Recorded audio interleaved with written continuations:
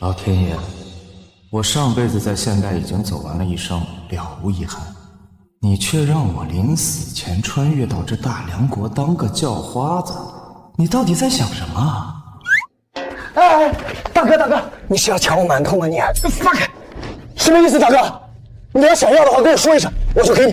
fuck， 你说你给我馒头，我就给你。不许欺负我弟弟！你再欺负我弟弟，小心我下次我咬死你！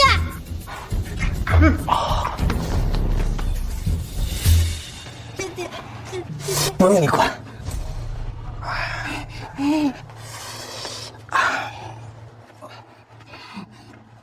弟弟吃啊。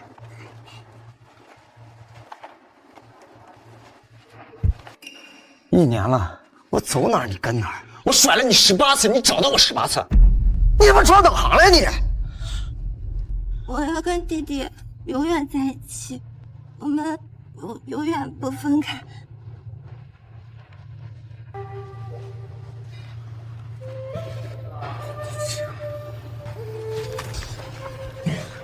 看好了啊！我再跟你说一遍，我不是你弟弟，我不是你弟弟，听见了没有？以后别再来烦我啊！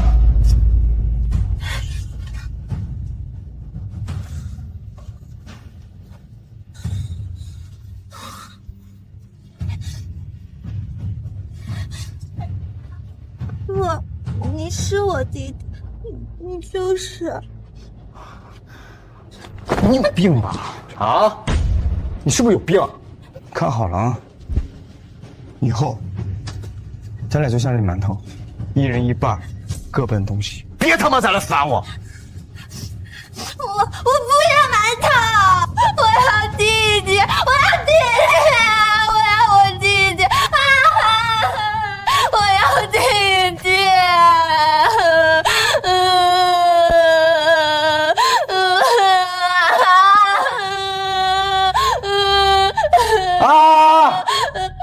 不走了行不行？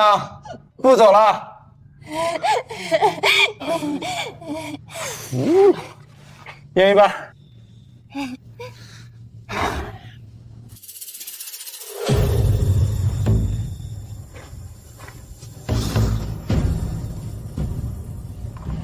哎，哥几个，想活命，跟我们去矿场挖矿去。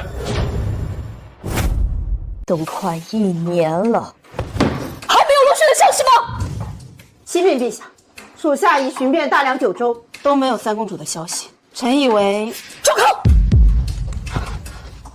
母皇息怒，陛下息怒。当初小四和若雪偷溜出皇宫玩耍，岂料小四若水身亡，若雪不愿接受这个事实，几次三番偷溜出皇宫寻找小四。你们说，她一个痴儿行走在这皇宫之外，得吃多少苦啊！陛下，臣这就去寻找一遍。母皇，3位他吉人自有天相，一定会回来的。是啊，母皇，眼下当务之急是北燕30万大军已然南下，到达我大梁边境。北燕数次扰我边疆，当真欺我大梁不敢一战吗？陛下，如今多事之秋，老臣斗胆进谏，还想提醒陛下您考虑一下储君之事。挖矿？我操，在这个时代，10个人去挖矿，8个人都得挂。不要了，不要了。走，不要了，商量呢。咱们商量。放开我弟弟，放开我弟弟，弟弟别怕，姐姐救你。自开！你干嘛？这女的不拿吗？这女的居然是浪费粮食。对，走，快走！放开我弟弟！你他是傻子，别跟他一般见识，好不好？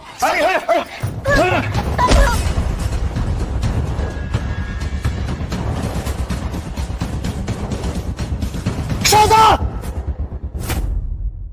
傻子！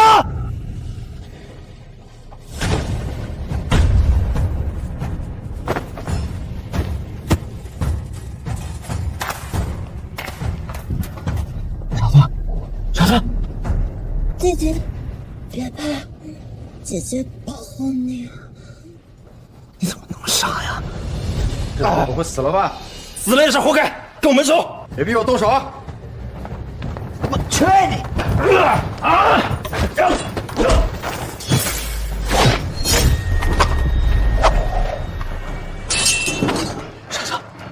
傻子，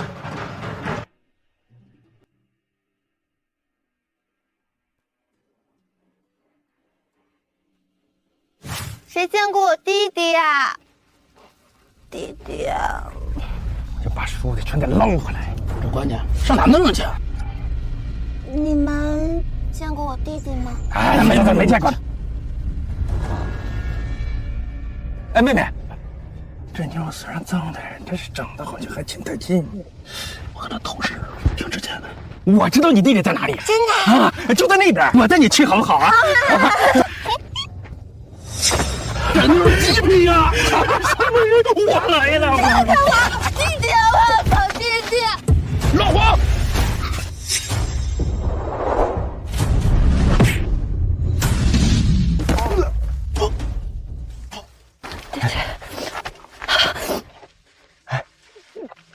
别怕，我是来救你的。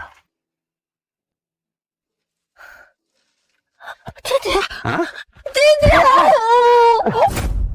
来，张嘴。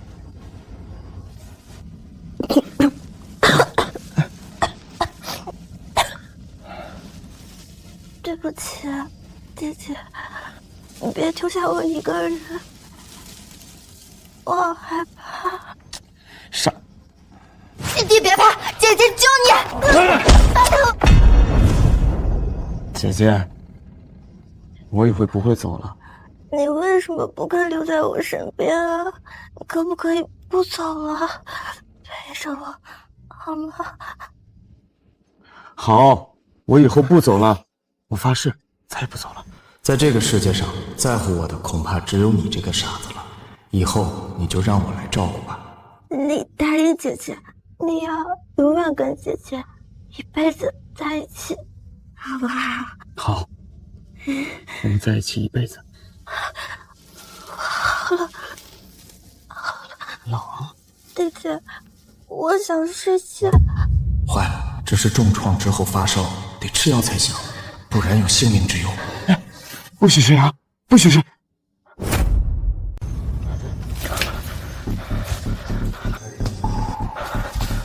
这点钱想买药太难了，得出去想想办法。你在这等我，我一会儿就回来，好不好？啊！不要丢下我一个人。我不丢下你，我很快就回来啊，很快，很快。别走，别走，别走！你不是说不会丢下我吗？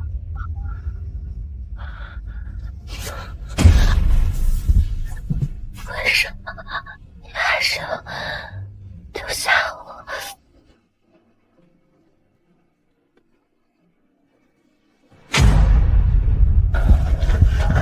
掌柜的，按照这个药方给我拿2副药。还有，先生，您那上面的药材啊，每一样都贵着呢，没个200-300两可下不来台呀。本店概不赊账，您带钱了吗200-300两啊？好，你先拿，钱我一会儿送来。钱！诸位，又到了1年1度的国子监出题日，答对1道题者赏银100两，并且可以获得国子监入学的考试资格；答对2道题者获得赏银200两，还可以不用考试，直接成为国子监的学生。敢问王博士，若能答对3题呢？3道题。能答对1道题者都寥寥无几，能答对3道题者还没有出现。再见，祭酒大人。凡是能连续答对3题者，赏金100两，而且本祭酒会向陛下举荐，推他入朝为官。哇，有钱赚了！我的女儿，你到底跑哪儿去了？你失踪不说，还总虎视眈眈，你的2个同父异母的哥哥也已经羽翼丰满，觊觎皇位，大臣们又各怀鬼胎。你要是再不出现，娘亲真的要顶不住了。陛下，慌慌张张成何体统？陛下，微臣找到3公主了。她在哪儿？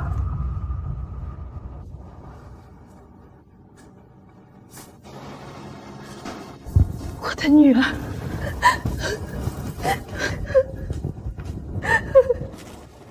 我的女儿，这1年你都跑哪儿去了？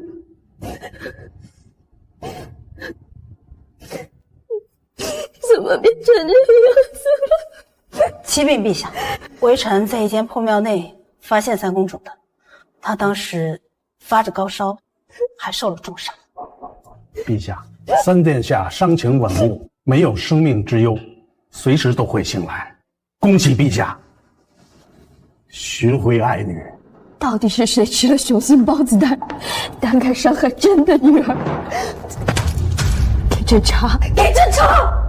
属下查到3殿下在外流浪时，一直什么？一直跟一个男性流民在一起。属下认为，他就是罪魁祸首。此人有目标，为什么不给我抓来？微臣已经下令全城进行搜查，相信很快就可以抓到。一旦抓到这个畜生，给朕千刀万剐，凌迟处死，砍下头颅悬挂于城墙之上。还请祭酒大人宣布第1题。好，那本官就说第1题。本官近日得知，这京城之内至少有2人头顶的头发根数是相同的。那么问，本官是如何得知的？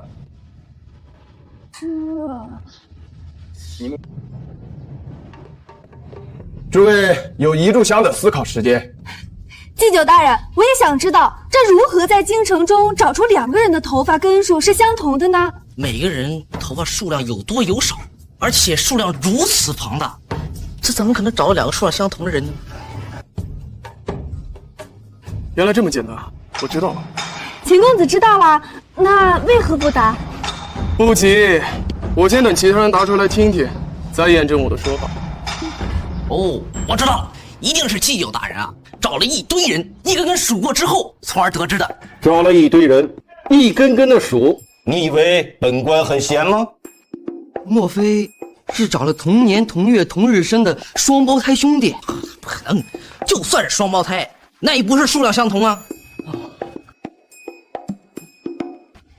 秦公子，看来只能等你作答了。我正有此意。我知道，我知道，我知道。哪来的叫花子？这里是什么地方？你区区一个小叫花子还想来答题？赶紧滚蛋！这有规定叫花子不许答题的吗？那倒没有。这小叫花子还挺自信。秦公子，你不怕他抢了你的风头？笑话，一个叫花子如何答得出来？反正还有些时间，让他闹点笑话。这答案很简单，想找到2个头发相同的人，那你们可以去流民街看看，那里的流民头生虱子，苦不堪言，所以他们的头发剃得越短越好，所以很多人是光头。想找2个头发数量相同的人，很简单。哦，原来如此，是光头啊！对呀，只有光头的数量才是相同的。原来是这样，秦公子是否跟你的答案一样？被他抢先一步，不过没关系，还有2题。你答对了，赏。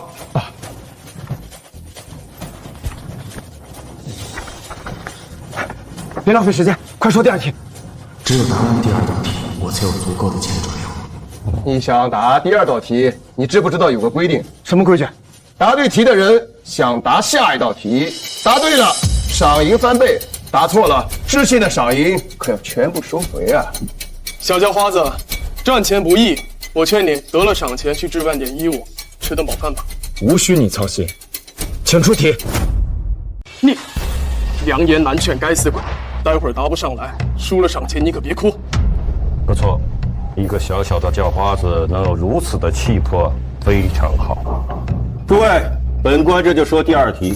临潼县有一位有钱的李员外，膝下有2子，大郎和二郎，兄弟2人皆善骑术，大郎的马名为踏雪，二郎的马名为追月，都是以速度见长的良驹。时过境迁，李员外年事已高，为了确定继承人，便将兄弟二人带到赛马场。大郎、二郎，你们骑着马围着马场跑一圈，谁的马先跑完为输，谁的马后跑完为赢。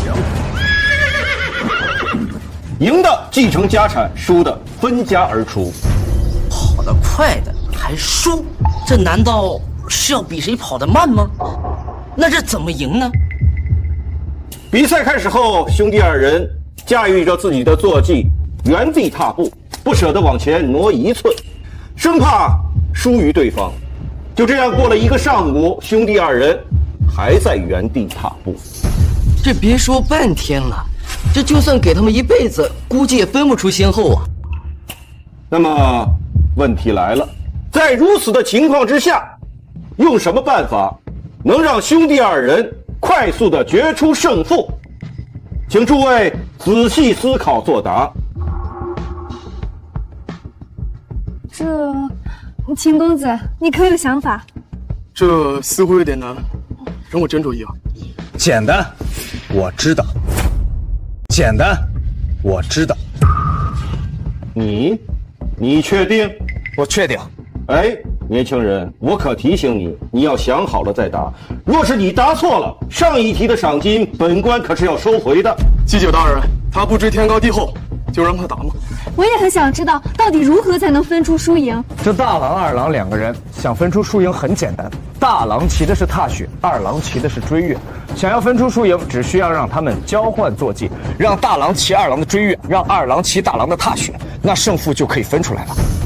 原来是这样。年轻人，你很不错，你又答对了。怎么就答对了？不就换了匹马吗？我知道答案了，秦公子。规矩是谁的马先到了终点，谁输。当两个人换了马之后，一定会以最快的速度冲向终点的。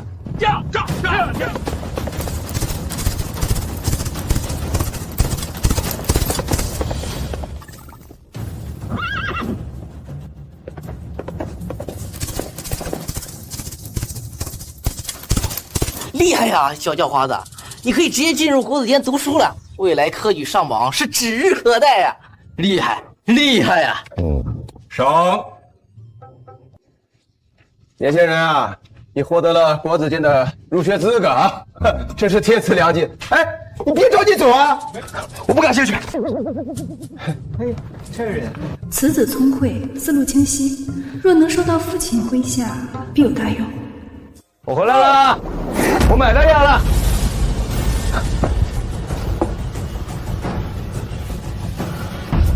我回来了，人呢？啊！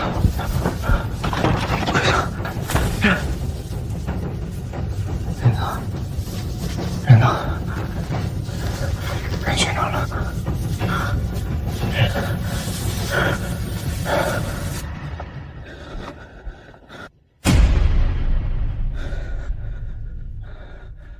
你出来啊！你别吓唬我好不好？我错了，我错了，你快出来吧！你不是说好要一直黏着我吗？我错了，行不行？你出来啊！就是他。下去。终于找到你了，给我上！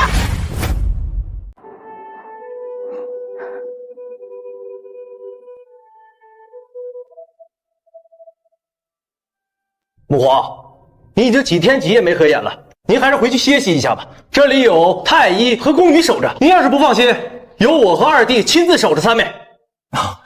是啊，母皇，龙体要紧，您还有诸多谷物要处理，这万一要是倒下了，那该如何是好啊？朕已经失去落雪整整1年，我是片刻也不想跟他分开。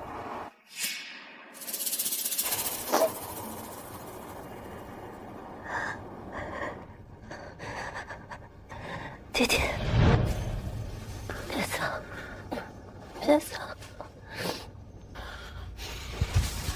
不要走！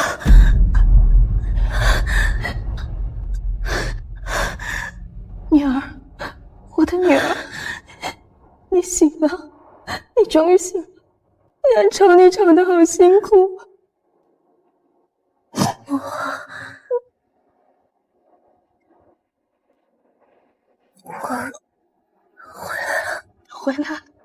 回来了，你不要再逃走了好吗？你找不到小四，他不在外面。太好了，三妹终于醒了。是啊，老天保佑啊！我再也不逃了。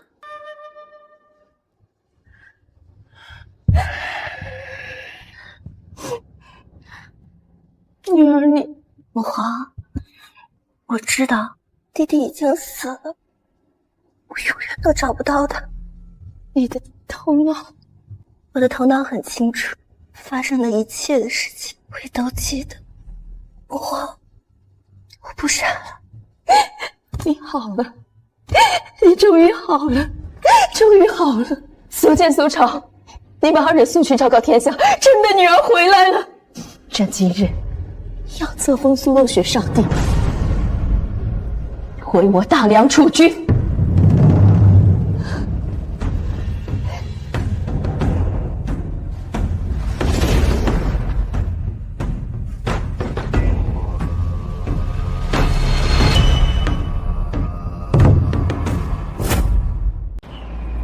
你们二人是聋了吗？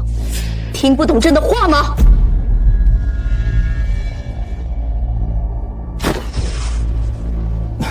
是，母皇。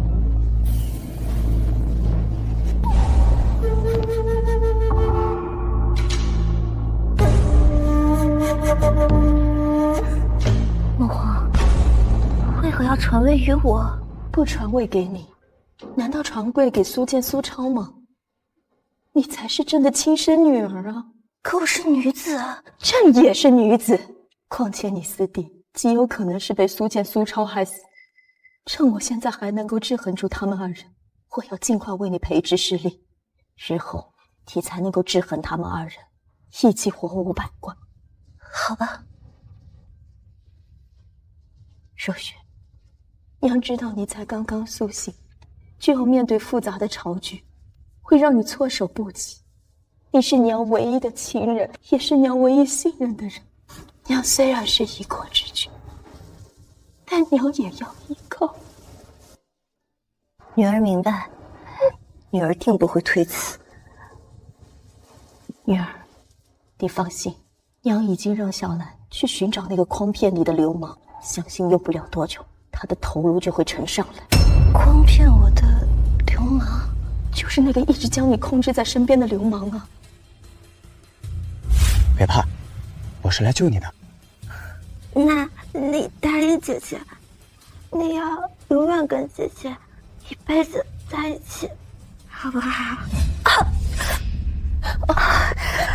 女儿，女儿，怎么了？是不是那个流氓伤害你太深了？光想到就让你头痛不已？不怕不怕，回来了，已经回来了，有娘在，娘在，娘在啊！娘在，娘，不，娘，您不能伤害他，您绝不可伤他性命。为何？因为我刚走丢时，差点遇险，是他救了我，而且也是我主动跟着他的，他没有利用过我，更没有伤害过我，只是一次次的抛弃我。完了，哑巴！速去找小兰，务必要留下此人性命。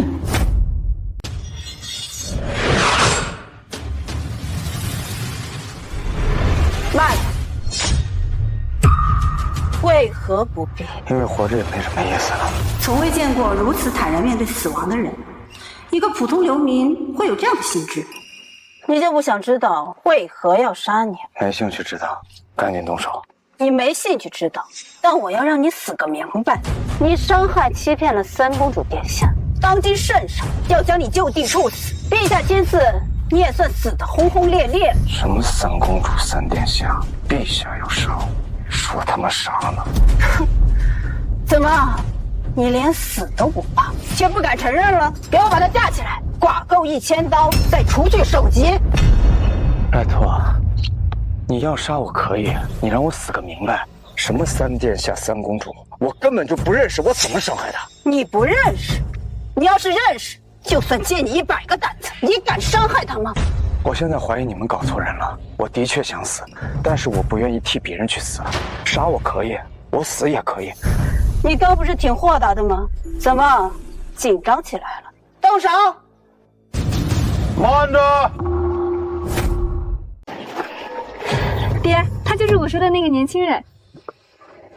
蓝护卫，你又来此作甚呢？我暗卫做事不需要通过太师大人您知晓吧？你们暗卫做事确实不用通过本官，但是本官看到这种事儿又不得不管。他只是一介流民，你们为何要动用私刑？我若是告诉你这是陛下的旨意，您该当如何？他到底做了什么？居然是陛下来动他！哎呀，若是陛下的旨意，你有什么依据啊？他有何罪之有呢？陛下说他有罪，他便是有罪。那就没办法了，抱歉，小乞丐，我救不了你了。心意我领了，反正我也活够了。走吧，爹。家公公，留他一命。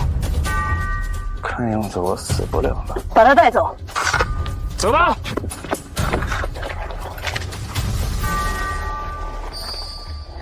此人到底是何方神圣啊？这陛下一会儿要处死他，这一会儿就又让雅公公亲自过来留他一命。我也不清楚，爹，但是此人甚是神秘。哎呀，这女皇是刚愎自用啊！这大皇子和二皇子，那对着皇位那可是虎视眈眈。这世族门阀蠢蠢欲动，这不久的将来啊，这大梁朝局必然有一场血雨腥风。灵儿，你若是男儿身的话，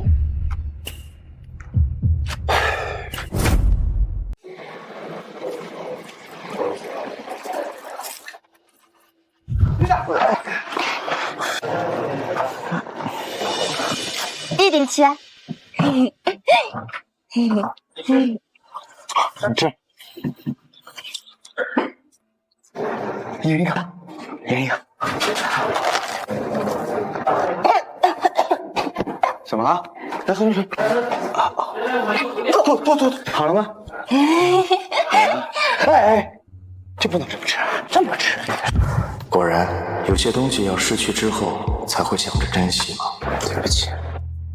你对不起谁啊？我对不起。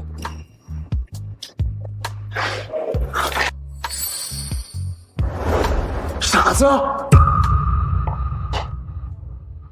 还是大哥厉害呀！我又输了。我再厉害，也抵不过我们那流浪1年的三妹。她不一样，她毕竟是母皇的亲生女儿。咱俩算了吧。都怪父皇无能，非要让一个女人当政。现在倒好，他死之后，一个女人大摇大摆地当起了皇帝。大哥，这话可不能乱说呀。怎么？这里还有外人？还是说二弟要去告发我呀？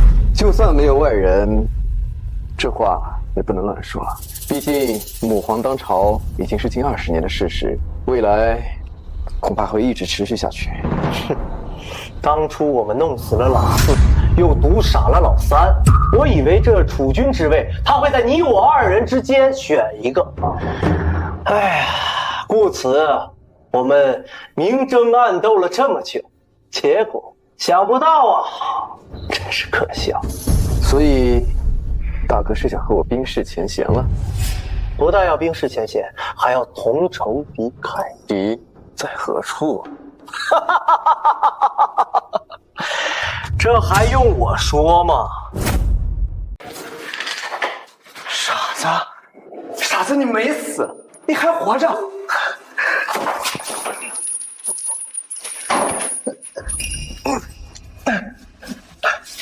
傻子，不认识我了？我呀，傻子。大胆奸民，你可知道你面前的是大梁的3殿下？昨日更是被陛下册封为少帝，你敢叫他傻子？你不要命了？真的，你竟然是3殿下，还成了少帝。我赵林竟然跟一个以后要当帝王的人一起流浪了1年。哎，那你以后是不是能随便封我一个讨嫌的官职，对吧？好，姐姐。哎，我可没伤害他啊，他自己在这儿呢，不信你问他。当时少帝正在昏迷，我误以为你伤害，现在误会都解除了。那解除了，就给我解开吧。现在还不能给你打开，因为我有一个问题要问你。你好像跟之前不一样了。你要问什么？我都回答你。面对如今的我，你可后悔？后悔什么？你弃之敝履的乞丐、疯子，竟是天皇贵胄，是你高攀不起的存在。你难道不后悔吗？哎，你的思路怎么变得这么清晰？你不傻了？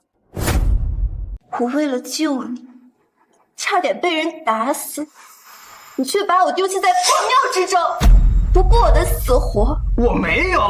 若非母皇将我寻到，我现在早已死去。此时此刻，你得知我身份尊贵，便恬不知耻的跟我拉关系，甚至不惜叫我姐姐。你以前叫我傻子、疯子，是一条鬼，你都没有叫过我姐姐。你甚至让我给你封个官儿当，你简直丧心病狂！好，我承认，之前我是有些嫌弃你，我向你道歉，对不起。但是现在我看到你站在这儿，还当了什么少帝，我很高兴。我看到你好了，我更高兴。我还能再见到你，我这辈子已经没什么遗憾了。今天是我最高兴的一天。够了！你到底要假惺惺到什么时候啊？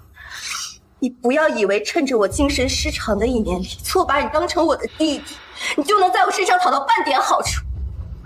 我告诉你，你刚才说的一番话，不但不会让我对你有半分好感，反而令我作呕。你觉得我假惺惺？好，随便你怎么想，反正是不是真的我心里清楚。还有，我没把你抛在破庙里不管你，那你为什么要把我一个人丢在那？你受伤了，你生病了，我要给你拿药啊！拿药？你连乞讨都不会，你哪来的钱去给我拿药？好，言尽于此。你要是不信的话，我也没办法。你要是不解气，觉得是我不管你，你可以杀了我。你说什么？我说你把我杀了。一个少帝杀一个乞丐，你杀我就像碾死一只蚂蚁。你以为我不敢杀你是吗？哎，看来少帝很在乎这个乞丐，所以才会如此生气。说杀了他也好，这样至少不会成为少帝的绊脚石。哎，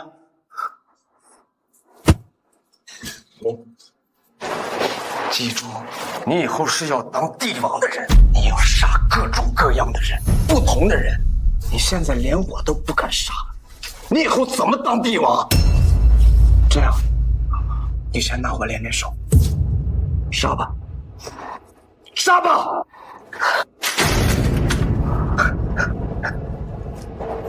你连一个跟你一起流浪的乞丐你都不敢杀，你以后怎么做皇帝？啊！一个乞丐有什么资格对我说教？说教？你觉得我是在对你说教吗？我是在关心你，傻子！我也是刚刚才发现，你是这个世界上我最在乎。事到如今，你不要妄想博得我的同情，我不会上当的。殿下英明，这个家伙不过看了您现在的身份，想说些好听的讨您欢心吧。难道你就看不出来我关心你？哎，你要是对他足够忠诚，那你就知道，他现在身上还担不起大梁这个大旗。陛下还在，少帝成长起来不过需要一点时间罢了。时间？问题是现在又有多少时间了？这乞丐的心智果然非常人所及。这样，你如果不杀我，那就让我不在你的身边，我为你披荆斩棘，扫除障碍，助你登上巅峰，万人敬仰。够了！如今这世道，你只能靠鸡鸣狗盗、沿街乞讨为生，你连独善都做不到，还敢放下豪言说助我登上巅峰？你醒醒吧！我告诉你，在这个世界上，只要我想，就没有我做不到的事。那就让我期待一下，期待你说你能做到，但我不会给你半点台阶。你想走到我身边，每一步都要靠你自己走。好，那你等着我，我很快就会到你身边。很快？很快是有多快？10年、20年，还是一辈子？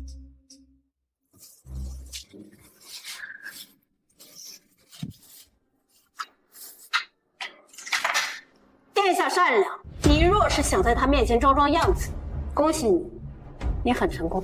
所以你也觉得我在信口雌黄？难道不是吗？好，等着瞧。好，我等着。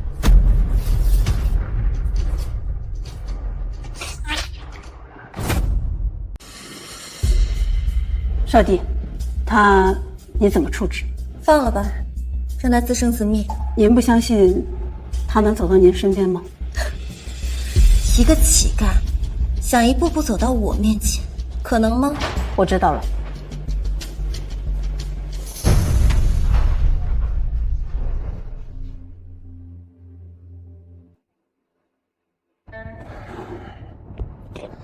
兄弟，拿钱买点吃的。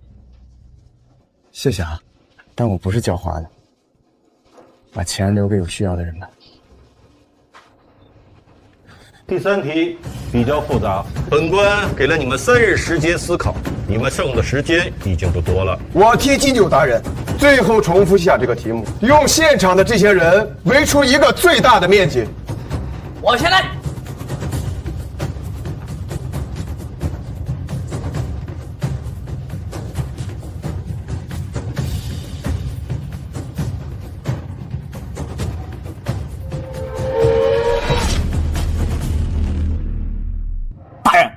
依我所见啊，无论怎么算，只有正方形才是最优解的，而他们所有人所围出来的面积呢，则是最大的空间。祭酒大人，可对否？错啊！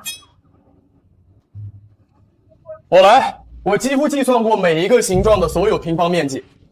我发现了一个严重的问题，那就是在摆放这个形状的时候，它产生的夹角越大，那么它的平方面积就越小，而产生的平方面积越小，它的夹角就会越大。而圆形没有夹角，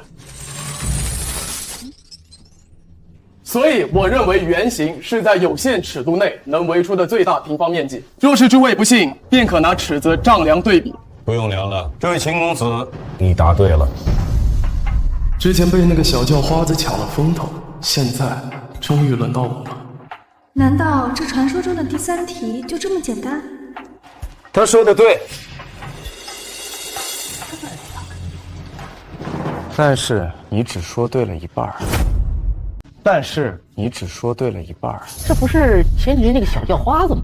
他居然也来了。你不是？我不是在这里。你小子消失几天又突然出现搅局，什么叫我只说对了一半？难道你有办法摆出比这囊括面积更大的形状？秦公子，这位年轻人说的没有错，你的确只答对了一半。还有对一半的答案？这个题目的答案也只有祭酒大人知道。我也是参悟了很久，才参悟对了一半啊！我也很好奇呀。我也是陛下告知我的。正常来说，只要不是傻子，有逻辑思维，一般都能答对一半。好，我倒要看看你的那一半答案有着大多少。比你大很多，10倍、100倍、1000倍、10000倍，乃至10000倍。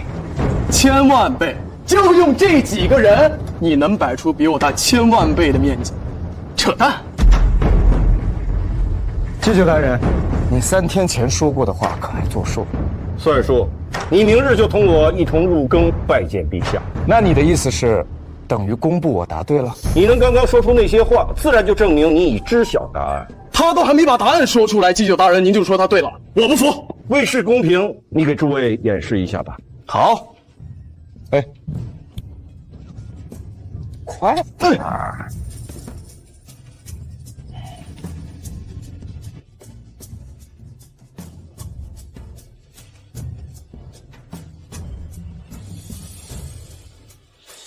我好了。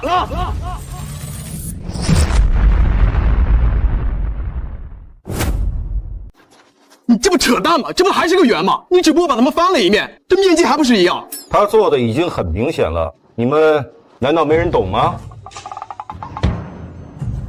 哦，我知道了，还是我们的思维太过于局限了。看来也不尽是都不动脑子的人。这没错，你们只想着用有限的尺寸包含有限的范围，可是你们不知道，这有限的尺寸也能包含无限的范围。你说什么呢？连半句都听不懂，能不能说人话？那我给你解释解释，就是你们的思维啊都被锁住了，需要扭转一下。怎么逆转？那比如说，我现在不在圈内，而是在圈外，这样你们就没包住我，而是包过外面的世界。那你这不还是在圈里面？那怎么又到圈？秦公子，你听我说。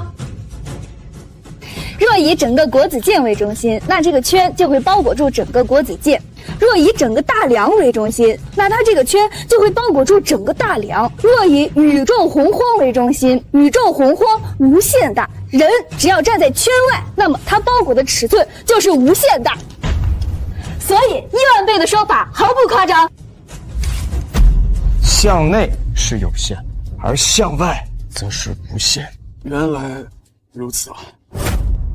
还有人不服吗？今年最打脸的就是被这个小乞丐答对了3题。我记得咱们前几年国子监的题目都是诗词歌赋、琴棋书画之类的，这2年的风格突然大变，这我们一下子适应不了。不是从小学的都是君子6艺，根本就不擅长这些奇奇怪怪的问题啊！结果就让这小乞丐给钻了空子。我听说咱们的科举考试也要改革，不会以后3年1度的科举题目都是这些玩意儿吧？那咱们大梁国的文墨风采难道都要舍弃了吗？那这和望文有什么区别啊？难道真要改革科举？难道传言是真的？这题目跟望本有什么关系？是国家不让你吟诗作对了？没有，但是能文之人才是有才之人，有才之人才能科举仕途，造福百姓。造福百姓？那我现在大梁受北燕滋扰，靠吟诗作对能把敌人吟退了？你，哼！以前的科举制度，这读书读得越好，官职就会越高。可这些文人呢，不懂变通，思维局限，更不懂如何治理国家，甚至还觉得为官不自由。官员要是自由了，百姓就要受苦了。文采可以用来陶冶情操，可以表达自己，表达世界，是人文传播的重要工具。但文采并不是一个人能力的全部体现，更不应该作为选官的重要标准。好，说得很好。这些话我一直都不敢说，没想到这个年轻人竟然如此有魄力，当真是初生牛犊不怕虎啊！这一句话可把天下的文人都给得罪了。好，说得好。好个屁！难道就要凭你的一句话推翻大梁千百年来所有从政者的真心付出吗？大梁现在固然发展得很好，但是还可以更好。是安于现状，还是寻求突破？你选。此人必会一飞冲天，只是锋芒太露，容易得罪人。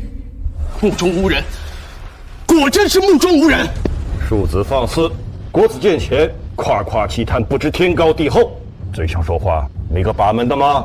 就是一个小乞丐，不要以为对了几道脑筋题就可以在这大放厥词。大人，我就将此人逐出去算了。就算文采不是选定官人的最优解，我也认了。但如此狂妄之徒，就算是聪慧过人，也不配为官。年轻人，本官劝你自省，给在座的诸位道个歉。如果你听不出来我是为你好，那证明你也就如此了。道歉？给他们做你的狗屁梦，做你的狗屁梦！公子，我劝你莫要跟祭酒这么讲话。目中无人，狂妄，居然连祭酒大人的话都敢顶。大人，此人虽然连对3题，但若是入朝为官，如此目中无人，岂可了得呀？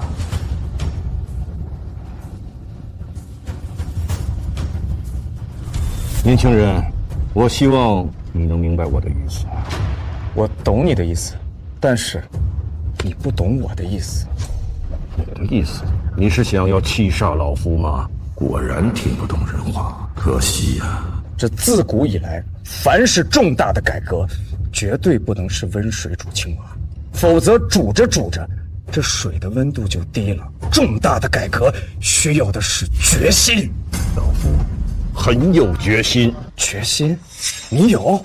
面对这些世子，你尚且顾三顾四、畏首畏尾，你的决心在哪儿？我错了。那个3道题的事宜已经结束了啊，大家都散了吧，散了吧，散了。太嚣张了！得亏他是在这国子监，要是在外面，我非揍他一顿不可。一个小小乞丐，把嘴硬当器械，以为这种方式会得到大家的尊重，殊不知，完全是个不讨喜的傻子、疯子。此人如此锋芒毕露，看来是心有目标。他的目标令人好奇。那我走还是不走？你跟我走，进宫拜见陛下。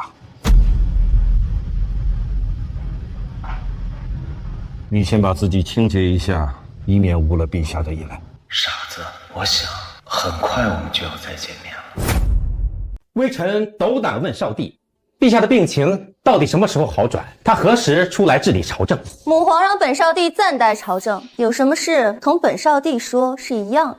那微臣便说了，今年我户部账目相比去年收缩近7层，已经到了亏空的边缘。根本原因在于整个北域今年竟然没有收到半分税收，而南域更别说税收了。为了治理蝗灾，更是耗费3000余万两，入不敷出。如今充斥国库，唯有一个办法。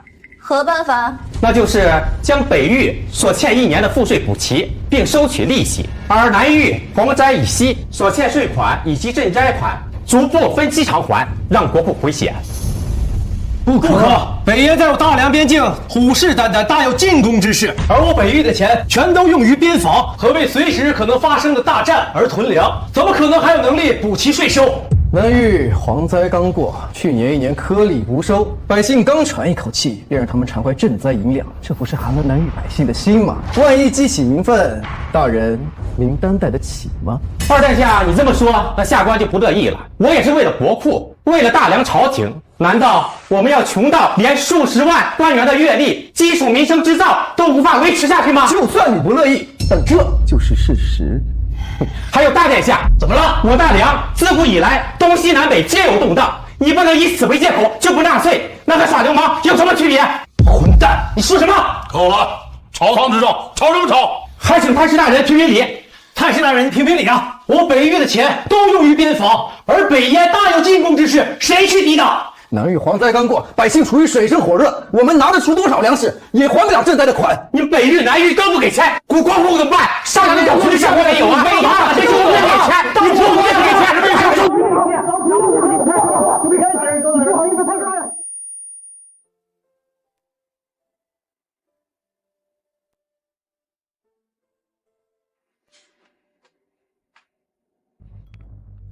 第一次上朝，感觉怎么样？难，觉得难就对了，这就是帝王的生活，所以你要善于利用你手中的文武百官，去平衡、去解决、去治理这个国家。儿臣定会努力。陛下，国子监祭酒张纯生求见。张纯生，你确定他要求见朕？千真万确，你要他找的人，他找到了。什么？龙体重了，几年了，终于找到了。速速叫他进来。是。终于找到了，希望不要让我失望。母皇为何如此激动？这都是因为你呀，因为我。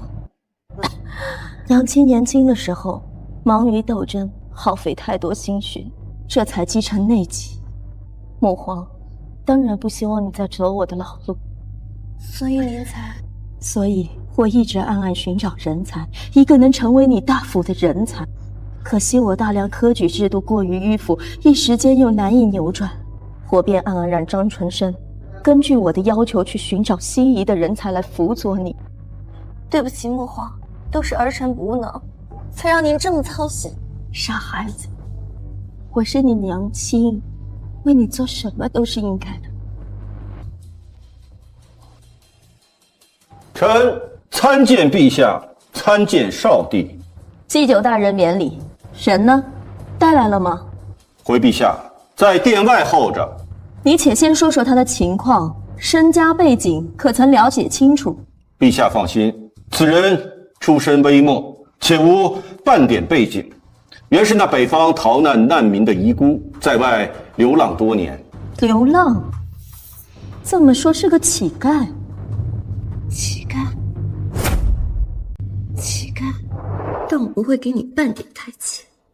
你想走到我身边，每一步都要靠你自己走。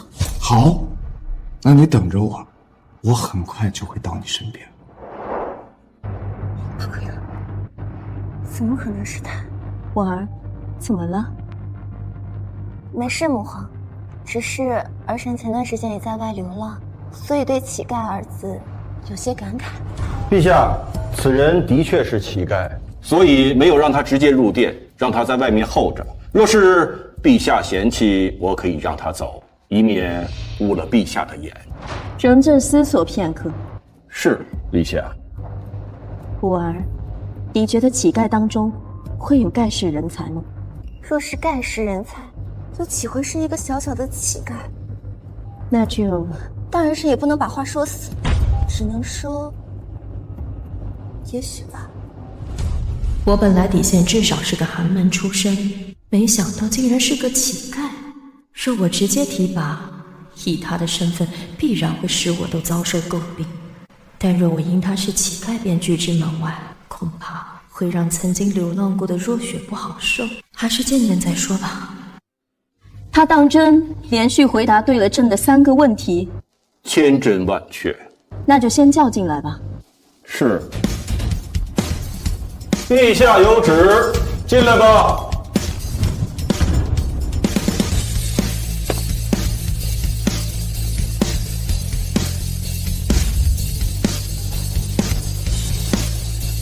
草民见过陛下，见过少帝。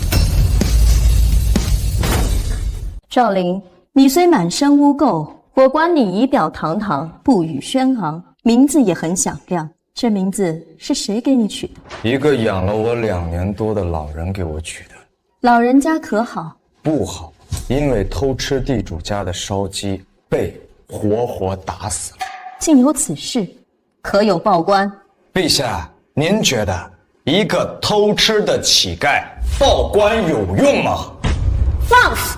陛下问话，你回答便是，竟敢反问，你好大的胆子！若在君主面前，连反问的勇气都没有，还谈什么治理国家？还谈什么做官？充其量不过是一群滥竽充数、按部就班、阿谀奉承的混子罢了。你，赵灵，你如此不敬，你就不怕朕杀了你？我一个臭乞丐，我怕什么？实不相瞒，我早就想死了，只不过一直没能如愿。若朕有意推举你当官，你觉得你能当什么官？什么官都行，哪怕是9品小吏，我也不嫌。你给我的感觉，你很想做官，这是为什么？因为一个人，因为一口气，因为只有做官，才能离我的目标越来越近。少帝，你觉得呢？赵莲，朝堂上兵不认血，你一个小小的乞丐，上去就是找死。我给你一个机会，我赐你100万两黄金，你可以去购置田产、房产，过一个安逸的普通人的生活，可好？普通人的日子，少帝，我要怎么做，怎么说，你才能相信我？莫说是100万，就算是1000万，也动摇不了我半分。你，还请母皇决断。考虑到你的背景，又未经过科考，朕只能以你连破国子监3题为由，破格提拔你入朝为官。至于职位，户部还缺一个堂主事，乃侍从5品，这已经是朕能给你的极限了。陛下赐官，还不快快谢恩？多谢陛下。谢的话暂且用不上，朕只能给你1个月的时间。若这1个月之内你不能做出什么建树，证明你也只是绣花枕头草包一个。朕会亲自摘了你的乌纱帽和人头。不用，如果我做不到，我自己把头给你。小兰，带他去户部报道。是，陛下。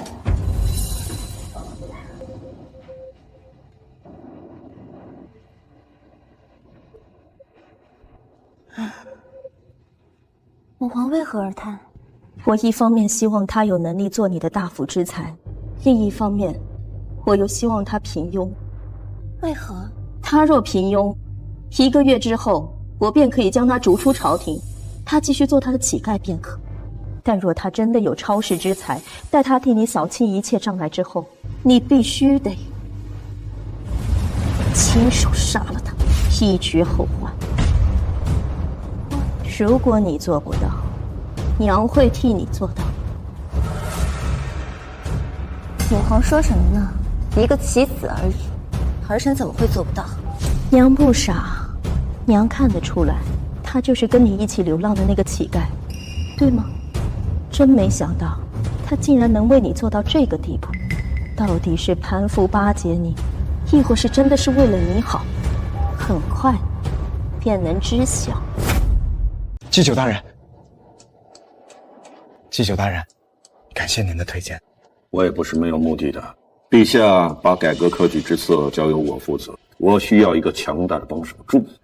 你的官职虽然还可以，但是想要帮到我，还远远不够。祭酒大人放心，我很快就能帮到你。你有信心非常好，那我就预祝你早日高飞。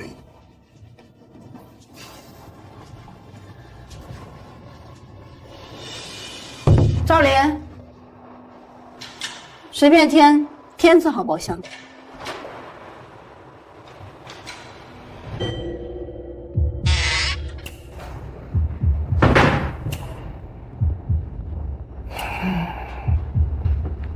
能做吗？见到本宫，为何不施礼？至于这么简单吗？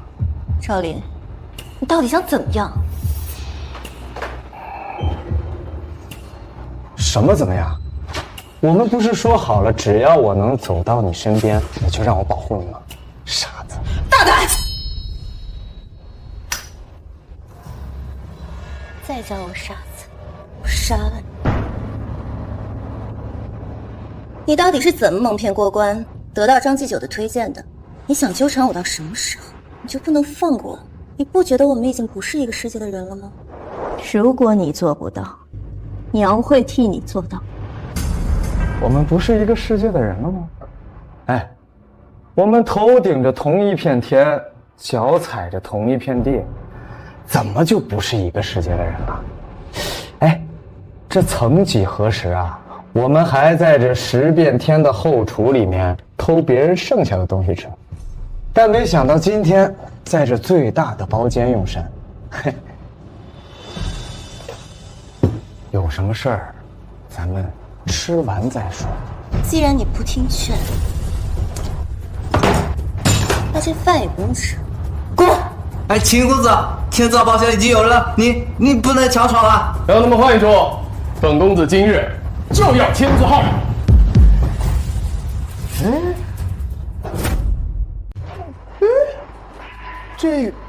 这个人怎么看着那么眼熟呢？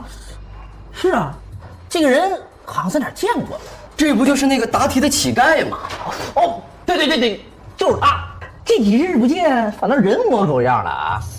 别瞎说，万一他真被祭酒大人推荐去当官了呢？哎，不可能！就他那天那目中无人的样子，连祭酒大人都不放在眼里，怎么可能让他当官呢？小乞丐，今日本公子高兴，要在天字号宴请诸位，还得麻烦你让一让。当然，你旁边这个姑娘可以留下，本公子一并宴请了。哎，说得很好。秦公子，我们认识，还一同答过题，不如我们一起逆袭旧做法。明明，我还真没有兴趣和乞丐一块上，还是算了吧。要不咱们换一家？你不是说过要为我披荆斩棘吗？怎么，这点小事就难倒你了？我这不是怕太高调影响你。大哥，你敢打我？你可知我爷爷是？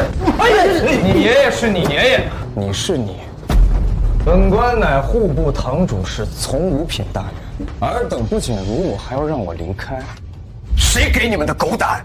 啊！你是从五品大员？睁开你们的狗眼，看仔细。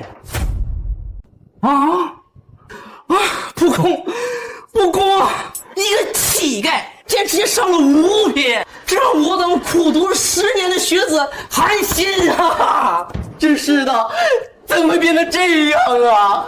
别太嚣张了，不过区区从五品，对我秦家来说不值一提，对在座的诸位来说也不过尔尔。什么你的？赵大人，你们这帮世家子弟，仗着家族背景雄厚，可你们呢？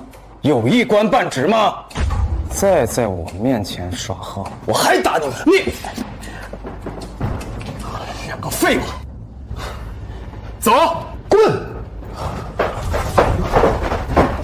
赵公子，你不该如此。我的事儿用不着你管。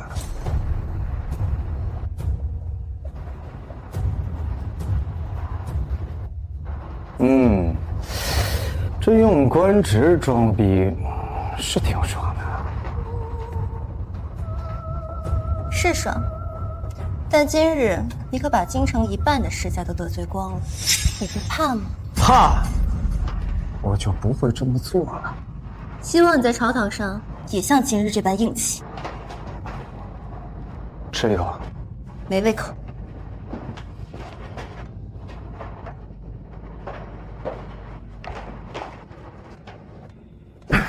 我自己吃。我最讨厌浪费粮食。参见少帝。平身。少帝殿下，充盈国事一事，您可有决断？北域抵御外敌，本少帝可以免除你的罚息，但是所欠的税款还需补上。大哥觉得如何？少帝殿下，您说笑了，单单免除罚息怎么能够？我北域的钱都用在边防之上，哪还有钱强行交税呀？若是强行交税，恐怕会寒了边疆将士们的心，届时北燕南下，其后果不堪设想。王爷，您可是在威胁殿下？你是何人？你是何人？本王怎么从未见过你？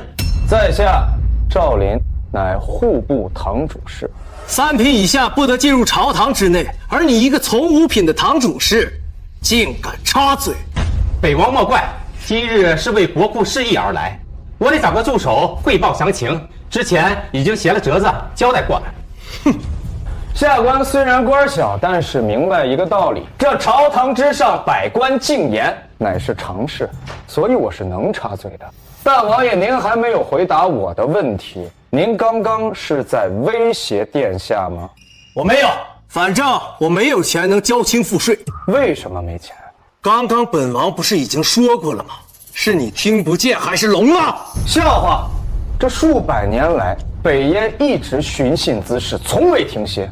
况且我北域有广大的牧场，牛羊成群，矿产丰富，一直以来都有钱。为什么你当上北王之后就纳不起税了呢？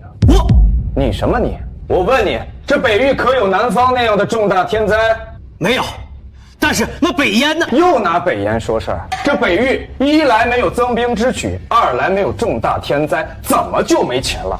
还是说这钱被你咪下干了点别的事儿？住口！休要胡说八道！这陛下不在，如今朝堂之上，少帝最大，他都没让我住口，你又算老几？还有。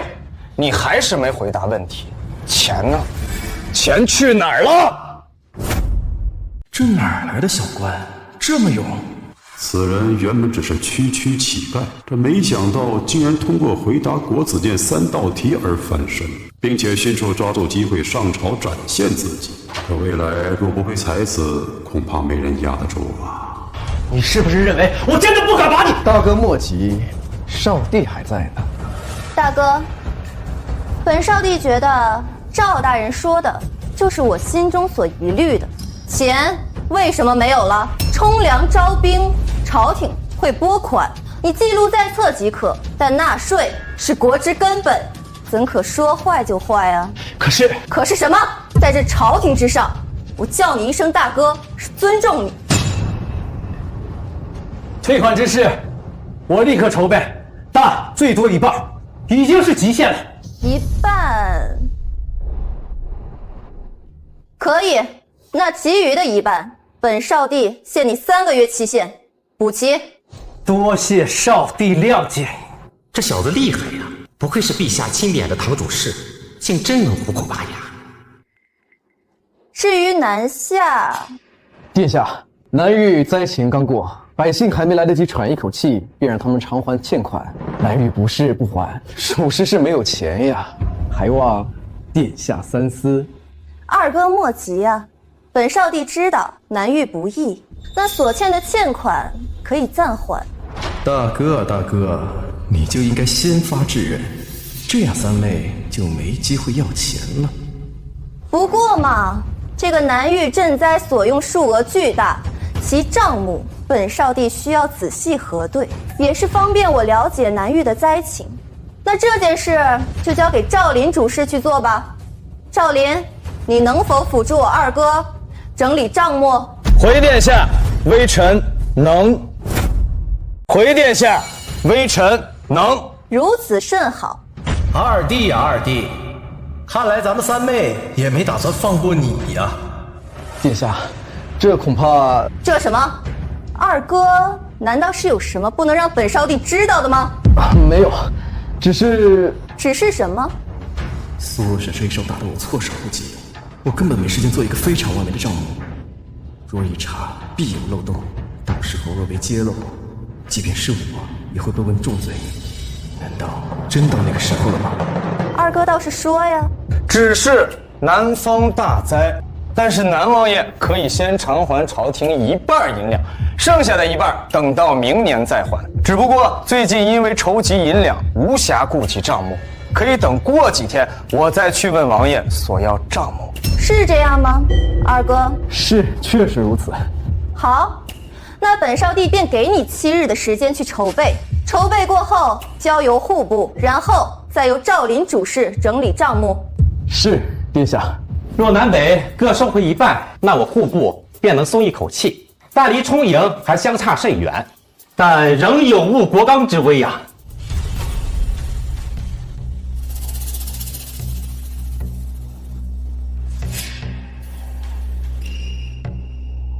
启禀少帝殿下，老臣有本启奏。准。殿下，马上就要到了我大梁王朝祭祖之日了，这可是大事啊！所以，若是能收回南北所欠银两，还请尽快拨予我礼部。我礼部还等着这笔钱筹办祭祀大典呢。我去，这老东西刚看我户部有些起色，就来搞钱了。大人，我皇，先看看。倒是确有此事。那今年祭祖，吕布需要多少银两啊？回殿下，去年耗资1100万两，今年我大梁王朝拮据，礼部可以压缩各项，控制在1000万两以内。1000万两，祭祖的开支这么大，不知这其中的复杂过程能否节省1二啊？殿下说笑了，祭祖历来是我大梁王朝的重中之重，节省祭祖便是对祖先的轻慢，漠视他们对大梁江山洒热血抛头颅的付出啊，这样会让列祖列宗感到寒心呐。吕大人，本少帝不是这个意思，只是今年情况实在是特殊，这开支确实太大了。难道陛下是觉得老臣在胡乱开支不成，甚至是手过流油？老臣敢清晰所有账目，精确到每一个铜板的去向，还请百官同僚监督老臣，若有半分不对，我愿以老命相抵。吕大人，此话严重啊！太师大人，老臣这话不为过呀。少帝今日主打的就是一个不相信，不相信呐，让一个不知从哪儿来的从五品小吏，像个疯狗一样在朝堂之上乱吠，一会儿质问这个，一会儿又质问那个。既然如此，那我先表明态度，免得以为老臣有私心呐。祭祖必须要祭，这是我大梁的传统。若是连传统都丢了，那我大梁的气节何在呀？那我大梁的气节又何在呀？吕大人，你这是在指桑骂桑呀？你方才说谁像疯狗？我说的就是你，怎么样？你个冒昧的老东西！你身为我大梁的礼部尚书，掌管文墨书理，骂起街来却像个扑街的老妇，广场的大妈。你对得起礼部尚书这4个字吗？你什么你？我看你还是告老还乡得了，免得传出去，别人说我大梁的礼部尚书居然无礼。我什么我？你个糟糕的老家伙！我只是在说祭祖之事，你不要扯东扯西。这祖肯定是要祭的。你刚才也说了，我大梁是祖先们用血泪换来的。可如果他们知道他们用血泪换来的财富被我们浪费在铺张浪费的祭祖上，而不是国家建设，恐怕他们气得连棺材板都盖不住了吧？你什么？等你100年之后，你有什么颜面去面对他们？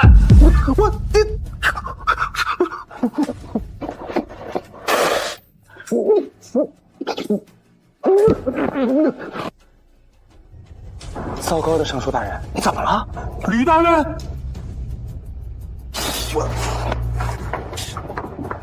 哎呀，少帝啊，吕大人急火攻心，气血上头，他晕过去了呀！来人，扶吕大人下去休息，传御医给吕大人诊治。好，快扶下去。既然吕大人身体抱恙，那祭祖仪式，赵大人觉得应该如何？依臣之见，祭祖当日应当举行庙会，唱唱歌，跳跳舞，该吃吃，该喝喝。但是到子午时分，中山寺99次鸣钟，而钟响之时，全城的百姓寂静默声即可。岂有此理！祭祖变成了开庙会，这两者岂能混为一谈？老夫倒觉得钟声一响就默哀倒是个好主意。中国的祭祖呀，是肃穆之事儿，当日应该庄严一些。不过这庙会嘛，少帝啊，老夫就觉得罢了吧。太师大人，敢问您若在100年之后，您希望您的后辈们如何呀？当然，我也希望看到我的后人开心、快乐、幸福。您是这么想的，我相信我大梁的先祖们也是这么想的。他何尝又不想看到百姓安居乐业、健康快乐呢？此话说的倒是有道理。既然如此，那老夫就暂时赞同赵主事的观点吧。办庙会根本没多少开销，18000就能搞定。在当下国库收紧的情况下，我户部强烈赞同。我也赞同。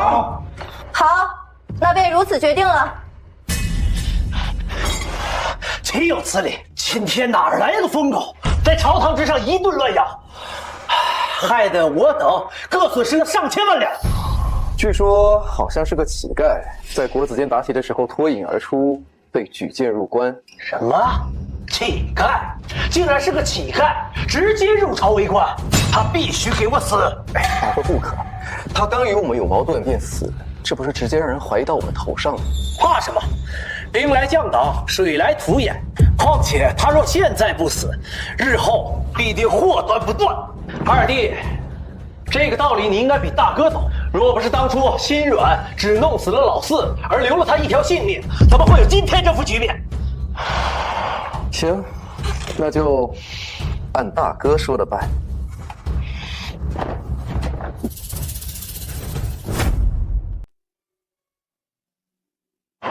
没想到这个小乞丐倒有些能力，不但能够从老大老二嘴里拔牙不说，还能为我大梁省下一大笔钱。口舌之争罢了，并非什么能力。一个区区从5品能够把1、2品大臣对得哑口无言，这不是能力是什么？母皇，此人留在朝堂上，恐怕会祸乱朝堂。要不，我们还是把他的官职去了算了吧。不可，这个人能力才刚刚展现出来，母皇很是期待。你先下去吧。小兰，去把赵灵叫来，朕要单独见见他。是，陛下。微臣见过陛下。免礼。赵大人昨日在朝堂之上英姿飒爽，朕已有耳闻，实在佩服。不知是否达到了陛下的预期？还行吧，但你现在只是一个从五品，连上朝的资格都没有。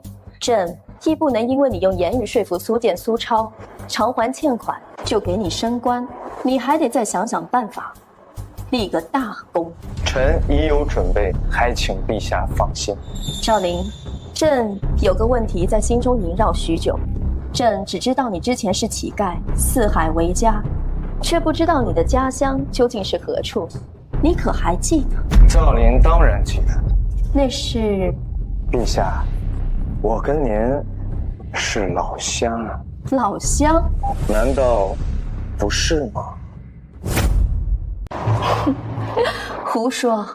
你可知我是何方人？你果然很聪明，这都瞒不过你。国子监那些超前的问题，再加上1个月的试用期，我脑子不算笨，自然猜得出。那你以前一定什么都会，不像我什么都不会。嗨，这男孩子呀，总喜欢学点奇奇怪怪的知识，说不定什么时候就能派上用场。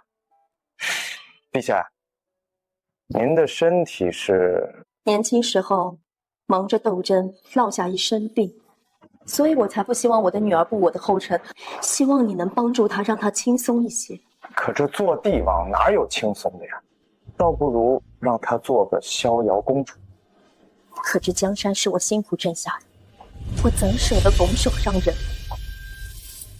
况且，我现在不是已经找到你了吗？毕竟你那么在乎他，我当然要好好利用一下。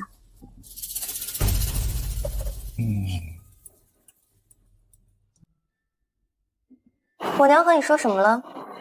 陛下跟我是老乡，然后我们就简单聊了几句。他和娘是老乡，娘怎么没跟我提过？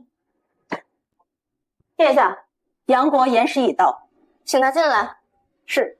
言使？没有言使啊。请吧。真没有。拜见大梁少帝。请问使者，为何向我大梁出售的盐涨价了5成？少帝殿下，这物价水涨船高，大梁的粮食也涨了呀。胡说！我们是因为今年南方灾害减产，而我们的价格浮动也不过上下1成，你们居然涨价了5成，简直离谱！我们杨国今年也不易啊，所以还请少帝多谅解。若不行的话，那我们就不卖了。你不卖就不卖了。原来是盐是吧？我们不需要。你胡说什么？细盐我们还是很需要的，毕竟附近邻国只有杨国制造得出细盐。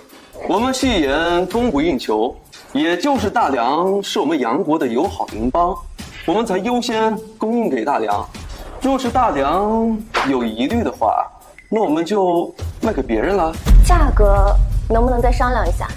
那你们就卖给别人吧，慢走不送。哦，对了，另外，我大梁南下出现了蝗灾，原本是双方互相友好贸易，我才卖给你们粮食。但是现在我们要防着北燕来犯，所以这粮食我们也不卖了。你们要买的话，就去找别的国家吧。小兰，松口。什么？不好意思啊，使者，他只是一个小吏，不懂规矩，海王勿怪。若人人都像这小吏一般无礼，那大梁还谈什么礼仪之邦？这礼仪之邦面对的是有礼仪的人，而不是你这种敲竹杠桩。告诉你不要让你胡说，这下好了，不得不打你世纪大板才能平息此事。小兰，拖出去，打！是。等等，你们看，这是什么？这如此精细，如细沙般的东西是？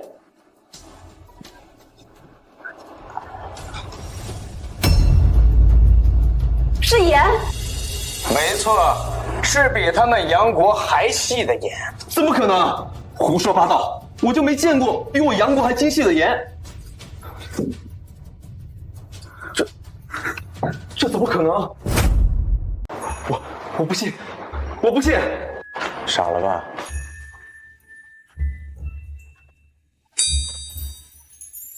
这是怎么回事？启禀殿下，下官不才，刚刚研制出了制作精细细盐的方法。现在我大梁不再需要向其他国家来买了。殿下，您看现在还要打我板子吗？既然你刚刚说的都是实话，那自然算不上无礼。板子嘛，当然也就不用打了。多谢殿下洪恩。至于杨国使者，我大梁现在已经有自己的戏言了，就不需要向你们买。不是，你们怎么可以这样？明明每年都要买的，怎么突然就不买了？这不符合做生意的规矩啊！是我们一开始要与你们签订长期协议，你们不愿意，无非就是为了到时候等着涨幅价格。既然我们之间没有协议，那我说取消便可以取消了。当然，粮食我们也不卖了。殿下，盐你可以不买，但粮食你不能不卖啊！我们杨国地小物稀，万数口粮都得靠大梁。你要是不卖粮了，我们梁国的子民怎么办呀？这卖还是要卖的，不过这价格嘛，就按之前价格的2倍。2倍？嫌少，那5倍。 2倍，没就2倍。我说的是5倍，5倍，5倍，就5倍吧。请吧。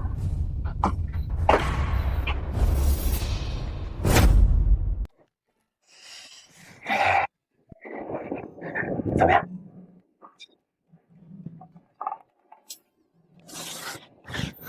脏了。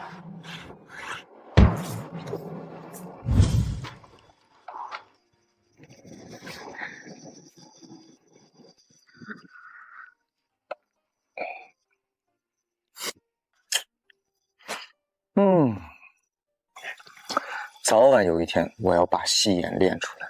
这要是往上一撒，那得老香了。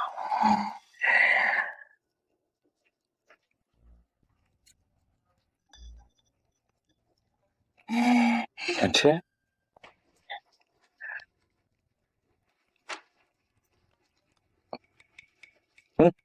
熟了。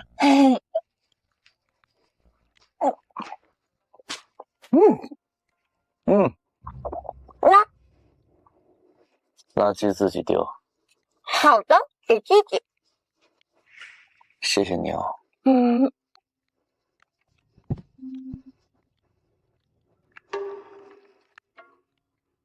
好吃吧？好吃。没想到你真的能制造出戏眼，这对于我大梁来说，能够节省一大笔巨额的开销，也能让我大梁的百姓都品尝到戏眼。这对大梁百姓来说，无疑是一个大举。那你是不是原谅我了？永远不。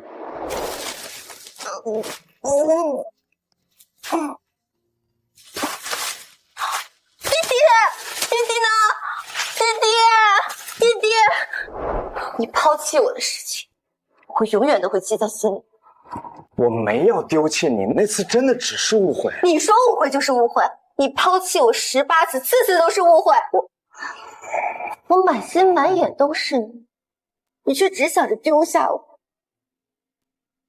你知不知道我每次睡醒找不到你，我有多害怕、多无助、多紧张、多痛苦？这些你都知道吗？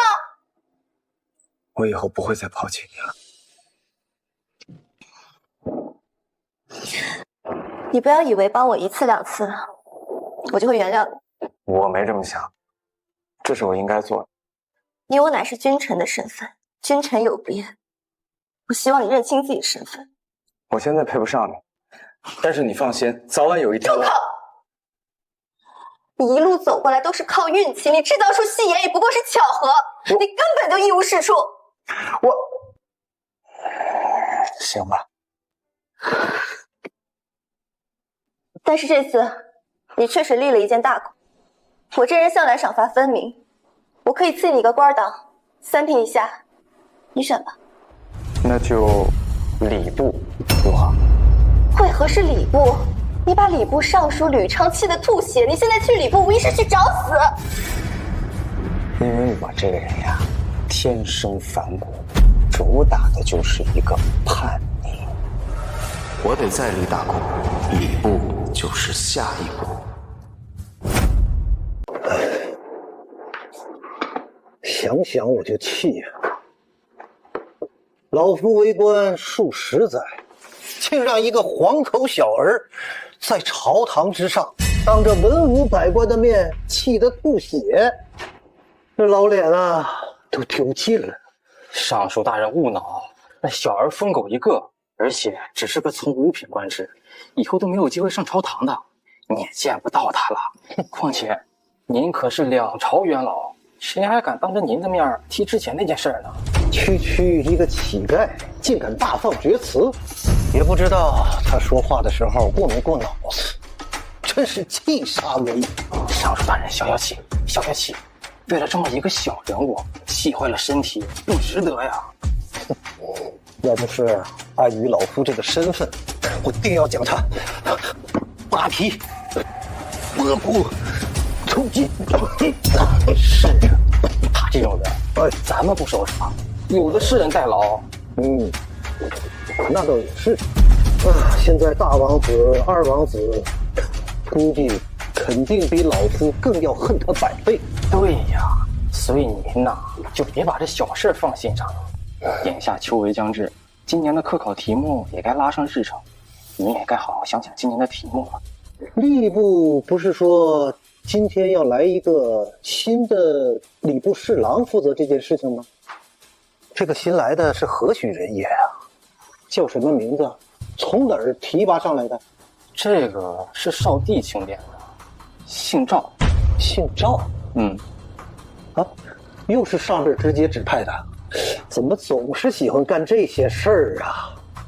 老夫倒要看看，这人到底是何方神圣。糟糕冒昧的老东西，你在吗？在吗？在，你不回我一声？是你？是他。赵林，见过尚书大人。你来我这礼部做甚啊？赶紧滚出去！老夫不想见到你。就是他气得您，大人莫慌，兴许他是来道歉的呢。你若是来给老夫认错道歉的，就马上给我在这儿跪下他3天3夜，也许老夫会考虑原谅你3分。认错？认什么错？道什么歉？你给我道歉！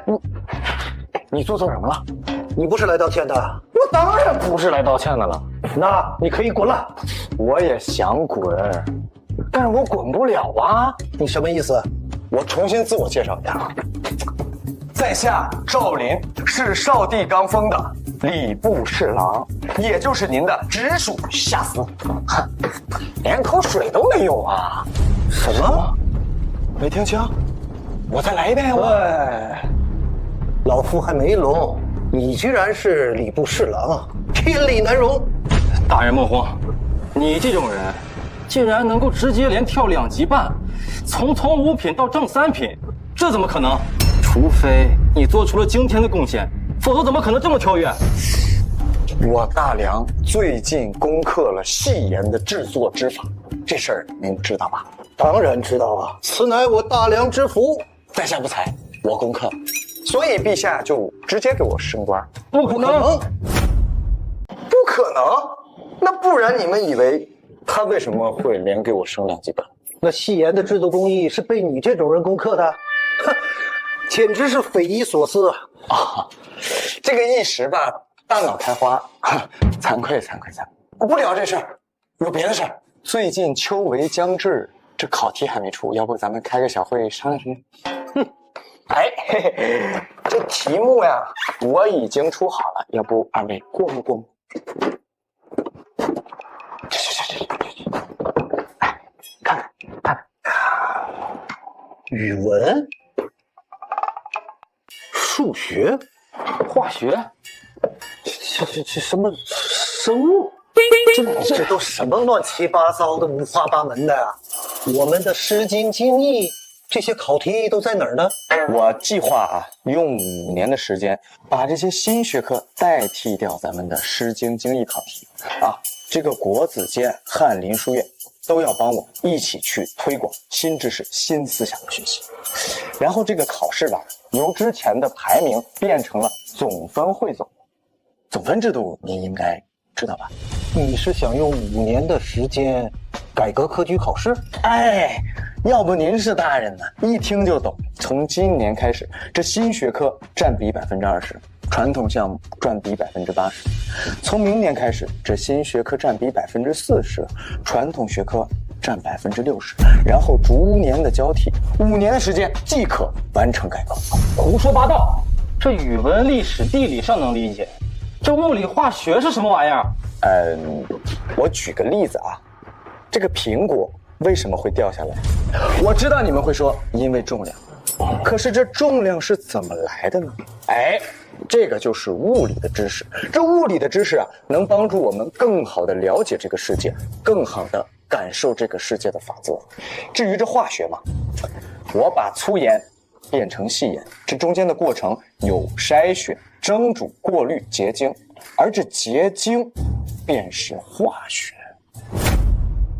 这样的例子数不胜数，可能我这一辈子都列举不完。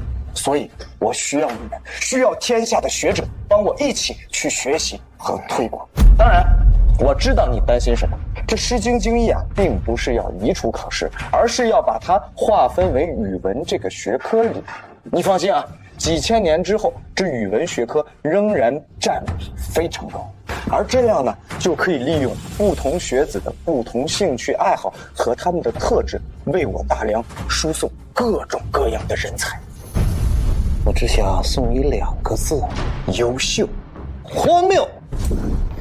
只要我还是礼部尚书1天，就不允许你把《诗经》《经义》从考题上抹出去。对，我的问题，我就知道不该跟你这些老顽固讲这些。你庶子不足与谋也呀！大人，行。大人呐，这改革科举会搅动天大的风云，大梁各家书院不允许，天下墨客也绝对不会允许的。所以呀，他肯定完不成。不如您放手让他去做，届时失败后，少帝跟陛下必然大怒，没准儿叫他贬为原形，重新变成乞丐。到时候您的恶气不难出了，也免得跟他在这件事上产生争执。毕竟啊，他也算得上是红人。言之有理。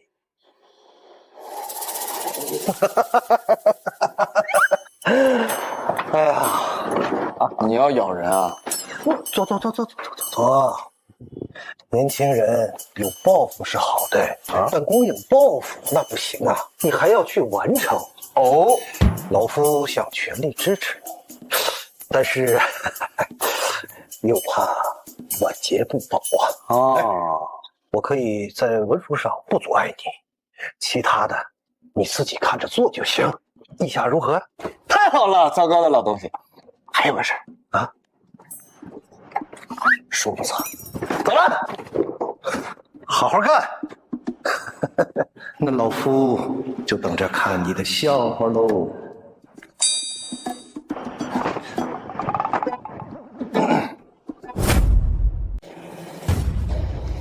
你们都是我从北域挑选出来的精英，我要你们限3日之内将其斩杀，不留一点证据，并且返回北域，能做到吗？我等定不辜负王爷使命。好，去吧。王爷，礼部侍郎赵林求见。拉。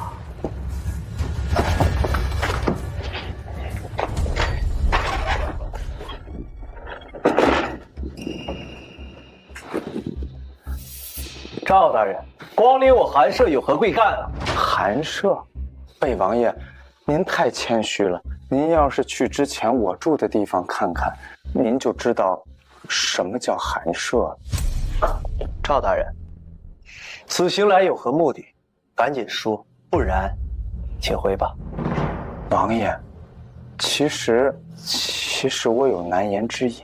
难言之隐？没错，就是我不好意思说。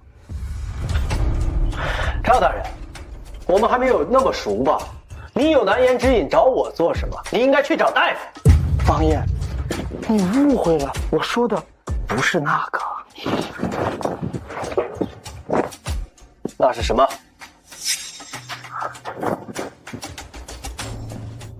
王爷，我总觉得最近有人要杀我。我最近吧，可能是得罪的人有点多，我就总觉得有人要害我，我整宿的睡不着觉。王爷，您知道有多难受吗？赵大人，你现在风头正劲，又是少帝殿下身边的红人，谁敢动你，那不是引火烧身吗？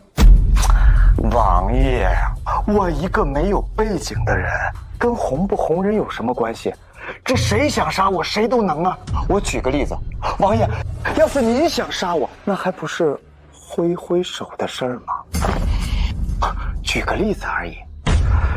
而且，别管我现在红不红，我要是死了，管他红不红的，谁会去跟一个死人扯皮呢？开门见山的说吧，你是这次打算来刺探什么呀？王爷，您又误会我了，我只是想寻求一个庇护。难道有人提醒了他，知道我要杀他？奇怪，我要杀他的事情也只有老二知道。难道老二私下与他联手？老二出卖我要杀他的消息，用于拉拢他，然后这个墙头草又不信任老二，过来试探我。王爷，您想什么呢？没想什么，只是赵大人有些话我听不懂。哎，这有什么听不懂的？我就是想……赵大人，切莫在我这装疯卖傻，咱俩的事情还没完呢。我没宰了你就已经够仁慈了，你让我损失上千万两，还想寻求我的庇护？送客。行，王爷，您这是不打算给我活路了？罢了，王爷，告辞了。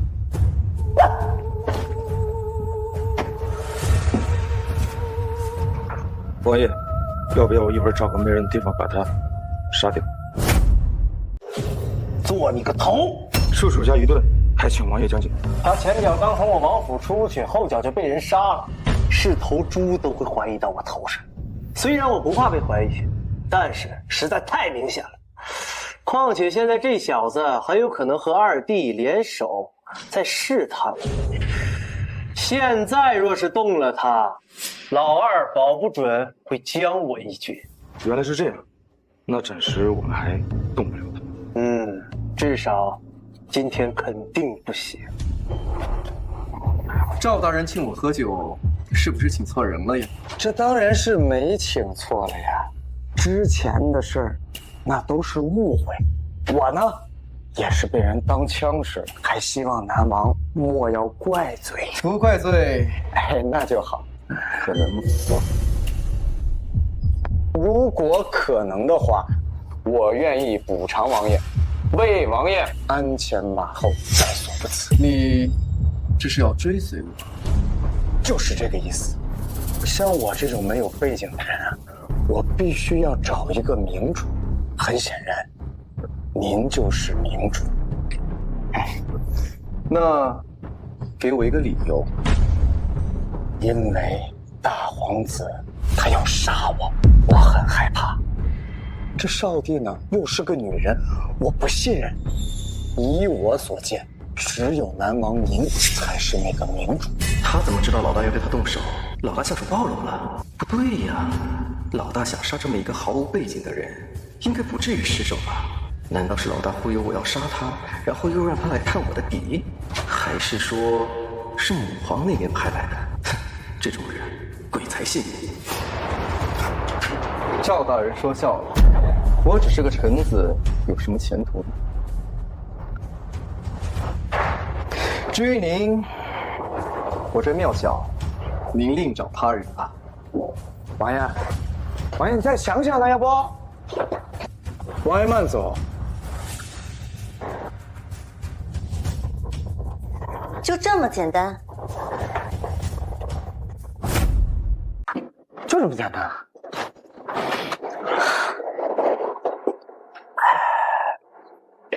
我大哥和二哥城府极深，你以为靠你轻轻的欲盖弥彰就能让他们互相猜忌吗？他们两个人呀，本来就相互不信任，再加上我这么一讲，那他们的隔阂就更多了几分。这样，留给你我的时间就更多了一点。一点时间够吗？娘亲她一直支撑着，她想等到我有足够的自保能力以后再离开。可是我不想看她那么痛苦的支撑下去。就现在的情况，如果你那两个哥哥联手，我们没有半点希望。再给我一点时间啊！我有一办法，可解一切麻烦。什么办法？我与北燕国军联姻，如此大梁南北通透，两国兵势前嫌，我们本就与北燕一直存在着贸易，联姻可以把最后一层屏障撕开，这样一来，所有的矛盾和问题都能迎刃而解。而我有了北燕的支持，地位也能稳如泰山，娘亲就不用再支撑了。你跟北燕国军联姻，的确是个办法。连你也这么认为吗？但是我不会让你嫁给那个垂垂老朽、草莽之妇的。但这就是命，不是吗？不，这不是。如果我不在，这或许就是你的命。但我在，我不会让这样的事儿发生。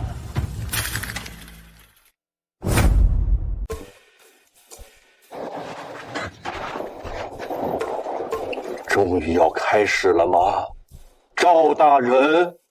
当然了，张大人，你怕了？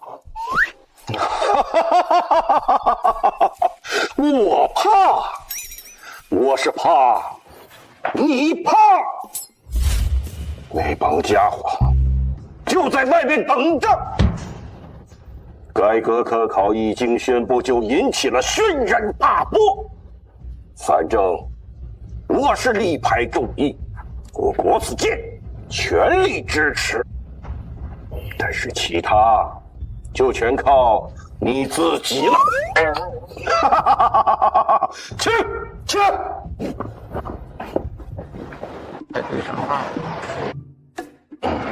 今日我大梁朝所有的人人齐呼去好了。走，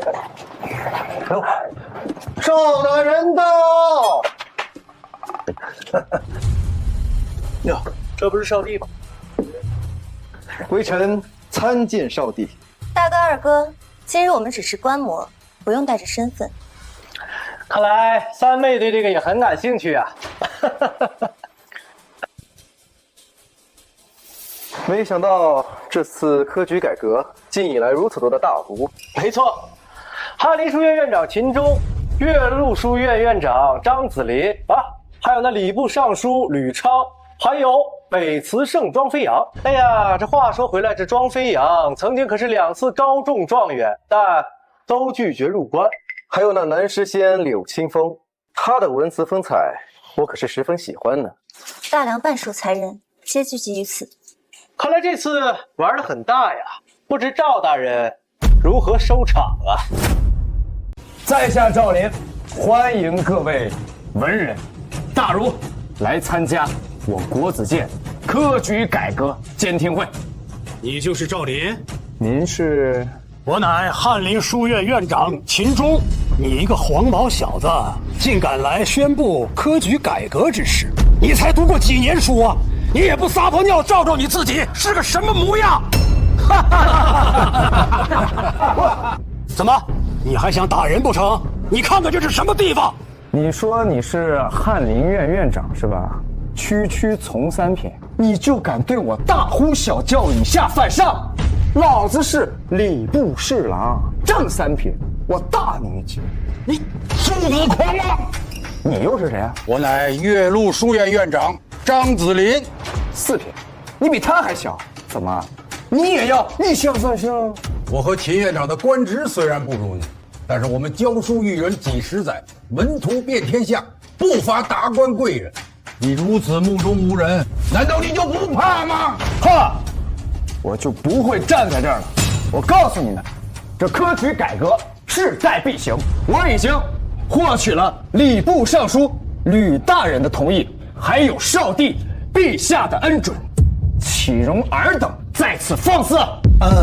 我也只是配合赵大人。赵大人是主要推动者啊，与我无关，与我无关。这小子胆子也太大了吧，竟不把任何人放在眼里，他当真不考虑后果吗？别说吕大人同意，哪怕是少帝陛下，我庄飞扬也断然不会接受这什么科考改革。我柳青风也不认可。北慈圣南师仙都站出来了，还有我，代表京城士子不同意科考改革。什么学好数理化、文科、理科都不如《诗经》经义奥妙。我们不需要这些歪门邪道，国子监遵循是国子监的事，与我们无关。我代表岳麓书院不同意，我们翰林书院也不同意。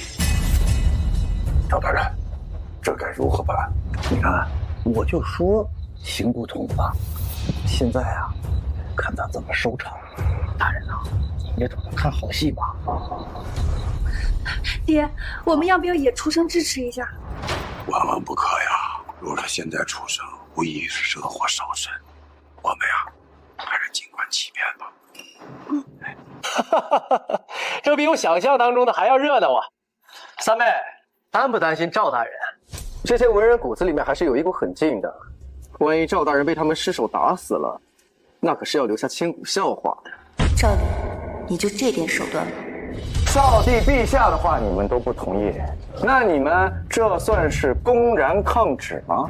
据我所知，这公然抗旨可是要杀头的。我们不是抗旨，我们只是无法接受这无理由的改革，摒弃了我大梁优美的传统。若大人非要给我们安上抗旨之罪，那就杀了我。我不怕死，我要用一身的烈骨向世人昭示我的决心。高兄如此豁达，那我柳青风也不甘落后，要杀就杀我吧。真以为我不敢杀你们是吧？来人！赵大人，你可想好了？若是将这2人杀了，这事情可就大了。他们这区区白身就敢违抗朝廷，这还得了？出了事我担着，给我杀！哎呀，这个头铁的家伙呀，杀了他们，这事情啊必然会朝着不可收拾的局面发展呐。若是上面要对天下文人有个交代的话，那必然将他千刀万剐呀。哎呀，此2人公然反抗朝廷旨意，该杀！出了任何事儿，我赵灵一个人担着。杀！住手！参见少帝殿下。赵莲，我让你推动改革科举，你就是如此推动的吗？少帝何意啊？科举乃是大梁的根，改革更是重大的事情。我虽然把此事交给你，但不是让你乱用权力，用血腥暴力的手段去残害文人。少帝殿下，您一定是听信了他的谎言，受了他的蒙蔽，才同意科举改革的吧？是呀，少帝，您一定要擦亮眼睛啊！这种乞丐出身的存在，怎么能让他把守身份证来呢？是啊，这不是想让我们大梁乱套了吗？少帝殿下，我们等死不足惜，但求死得其所。我们的心情就是大梁千千万万读书人的意志。还请少帝陛下给我们读书人一个公道。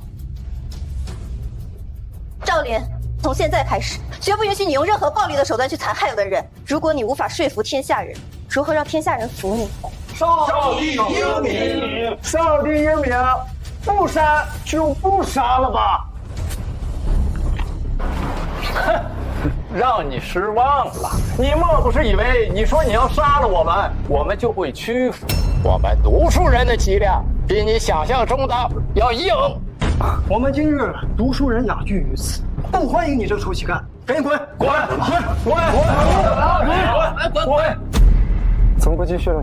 你刚刚说你的脊梁骨比较硬是吧？你知道你为什么硬吗？因为我们满腹锦绣文章，墨染双袖，不与你这等凡夫俗子为伍，所以我们的脊梁硬。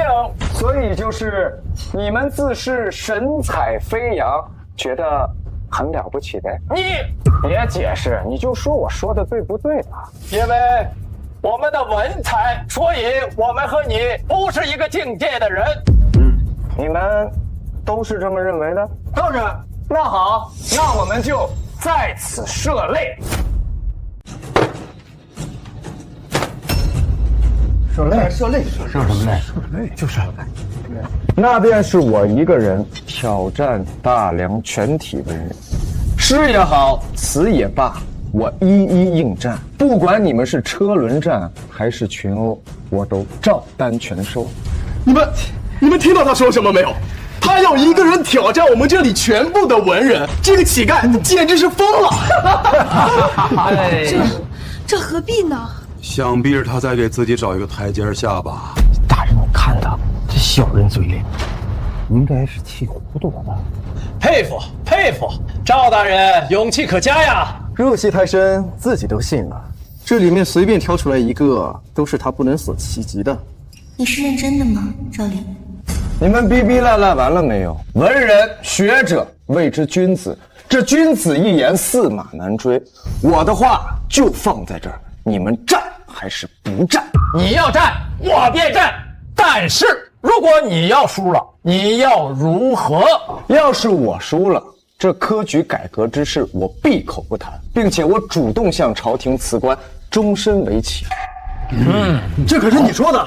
但如果我赢了，我要你们3跪9叩，端茶敬酒，拜我为师，助我完成科举改革，任何人都不能再有疑义。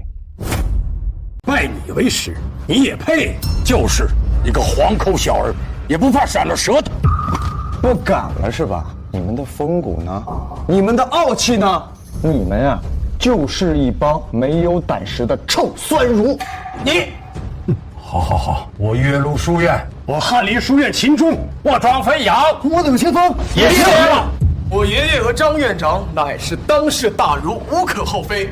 还有慈圣庄飞扬、诗仙柳青风，这哪一个不是我们大梁的文坛顶尖？就凭你，我还真佩服他，还有在这稳坐泰山的勇气。难道这赵大人文采十分出众？那我倒是要好好看看。何必自取凌辱？好，那你们是一起来，还是一个一个来呀？我有一副对联，如果你能答上来，就算你赢。说，一叶孤舟，做了2、3个骚客，启动4桨5帆，经过6滩7湾，历尽8颠9斗，可叹10分来迟。好，就这，听好了。10年苦读，进了98家书院，抛去7情6欲，苦读5经4书，考了3番2次，今年一定要中。答对了，这怎么可能？他不应该呀！答出来了，这就对上了，好像对的没毛病。不应该呀！爷爷，你可怎么轻敌了？怎么能出这么简单的对子？来，下一个。慢着，怎么，翰林院的院长要当众耍赖？刚才我出题有点简单了，我再出一个。下一个。你，没关系的，爷爷，他只要输1次，他还是输。我来。这次我不会像秦院长这么轻敌，我也给你出个对子。好，赶紧出吧，天有点热，我着急。听好了，烟锁池塘柳。好，烟锁池塘柳。张院长，你怎么把你岳麓书院100年未解之联给拿出来了？他只要对不上，那就是输，连反悔的机会都没有。对。五行联，每个字代表一个属性，连在一起就能构成一幅绝美的画卷，真千难万难。闹剧止步于此喽。烟锁池塘柳是吧？听好了，炮阵海城楼。炮阵海城楼，他对出来了！天哪，他竟然真的对出来了！这百年绝对就这么片刻间被对出来了吗？这怎么可能啊？他就是个乞丐呀！他怎么可能？妙啊！对了如此的工程，我怎么就没有想过呢？赵大人又赢了。殿下，这赵林真有这本事？兴许是他运气好，刚好知道。此对百年难解，不是他说知道就能知道的。赵林，我与你朝夕相处1整年，我怎么觉得我才开始认识你？抓紧时间吧，下一个是谁？哎呀，赵院长啊，你刚才还说我轻敌了，你看你这……我也不知道他能这么快就对上了。看来我们小哥这出去干的，他并不是一无是处。看来我们要认真对待了。你就是诗仙柳清风是吧？天下人给的虚名而已。我看你也挺虚的，虚很是很。你少废话，赶紧出题吧。我等文人皆是高风亮节、高处不胜寒之人，你懂什么？你懂不懂我诗仙背负这个名号要承担多少？你知道我内心有多孤独吗？孤独？那你可知道我的孤独？好，你我皆是孤独之人，那我们便以孤独为题，1炷香的时间作诗如何？依你。得嘞。我好了。这么快？对，我就这么快。这人似乎并非草包，说不定真能出诗。不过这么短时间，能出什么好东西？那行，我时间充裕，你先，我不着急。刘兄，可别在阴沟里翻了船呀！我作诗还是自信的。他这个人就是脑筋转得快。前几日在这国子监出了几道歪脑筋题，他就答出来了。所以对子，我想也是他擅长的领域。但是作诗得有情怀，有思想，才能做得出来。他要是能做出来一首打油诗，就不错了。这作诗的话呀，柳清风虽然年轻，但是老夫也相当的佩服他。这还要取决于他年少时的经历呀。至于赵大人，不提也罢，不提也罢。好了，诸位先莫要讨论，还是听赵大人先吟吧。少弼说的是啊，我们先听听赵大人能吟出怎样的诗句，也许他能让我等惊为天人呢。孤独，千山鸟飞绝，万径人踪灭。千山鸟飞绝，万径人踪灭。这2句开头感觉不错呀。我怎么有种不妙的感觉？好像还真能出一首好诗来。这不可能啊！大人莫急，这才2句而已。孤舟蓑笠翁，独钓寒江雪。赵林，你的内心竟然已经孤独到如此程度了吗？孤舟蓑笠翁，独钓寒江雪。此诗应为千古绝句啊！怎么可能？怎么可能？你怎么可能做出如此之诗？我是等你把诗做出来呢，还是直接下呢？我说他，这赵林似乎很厉害呀。这何为天才？难道说的就是赵林赵大人吗？他竟有如此的文采，一句独钓寒江雪，竟压过了当代的诗仙，就这么认输了。是啊，你们只把我当成一个靠着答题逆袭的小乞丐，丝毫没有文墨可言，就对科举制度夸夸而谈。可现在呢？现在结果就摆在你们面前，你们还有什么话说？我还没有出题呢，你不要高兴太早。你就是慈圣庄飞扬是吧？名字跟个洗发水似的。你那首《采莲子》我听过，写的还凑合吧。还听说你在邻国还有些小名呢。你知道就好，所以我要和你比词。比就比，怎么比？只要你能做出一首超越我采莲子的词，我立刻拜你为师，并送上书修之礼。高招啊！这临时作词，可能还有一点几率让赵大人临时抱佛脚给赢了。但是让赵大人现场做出超过那堪称绝世佳作的采莲子，绝无一点希望。可之前那100年从未对出的对子，还有那首诗，二弟，奇迹不会一直发生下去。怎么，你不会是怕了，不敢接了吧？吓我一跳，我以为真要拜这个乞丐为师了，那样的话，不把我张家祖宗给气死！赵莲，你已经证明了你自己，现在认输也没关系的。殿下说的对，赵大人，你已经很厉害了。我也觉得你已经很厉害了，不过要真的科举改革的话，我倒是可以研究研究。既然你无心再战，那就认输，辞掉你的官职，安心回家当乞丐去吧。谁说我输了？谁说我不敢比？那你倒是做呀！我也给你一炷香的功夫。嘿，好，我又好了。青玉案，妍希，东风夜放花千树，吹更落，星如雨。宝马雕车香满路，凤箫声动，玉壶光转，一夜鱼龙舞。蛾儿雪柳黄金缕，笑语盈盈暗香去。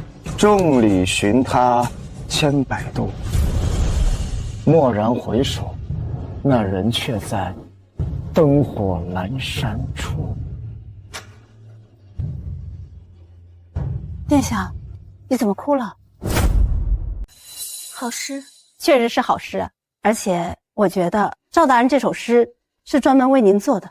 赵灵，我不是不知道你的心意，只是我无法原谅你的抛弃。母亲她也永远不会允许你和我更进一步。对不起，赵灵，我们有缘无分。此时我已无法用言语来形容我的心情了。这读了一辈子所谓的锦绣文章，都白读了。今天无论是诗还是词，都让我看到了所谓的顶绝存在。这样的人能站出来推陈出新，你们在场诸位还有谁不服吗？还有谁不服吗？这难道是我真的老了？是天要塌了？我不是在做梦吗？不是做梦。秦院长，这你看，哎呀，咱们这是彻彻底底的输了。学生庄飞扬拜见老师，这是学生出生时父母求的百家所，还望老师笑纳。学生柳清风拜见老师，这是家传玉佩，赠予老师，还望老师不嫌弃。张子林拜见老师，秦钟拜见老师。我翰林院秦钟愿意交出院长之位。我愿交出岳麓书院院长之位。哎呀，哎呀，这是做什么？使不得啊，使不得，可不能这样啊！啊，不，我们是真心的想拜你为师啊！对，达者为师，我们绝对不会说因为您的年纪小，我们就轻视您。我们也是。好，既然如此，哎呀，老师，使不得呀！完了，这家伙有人心了。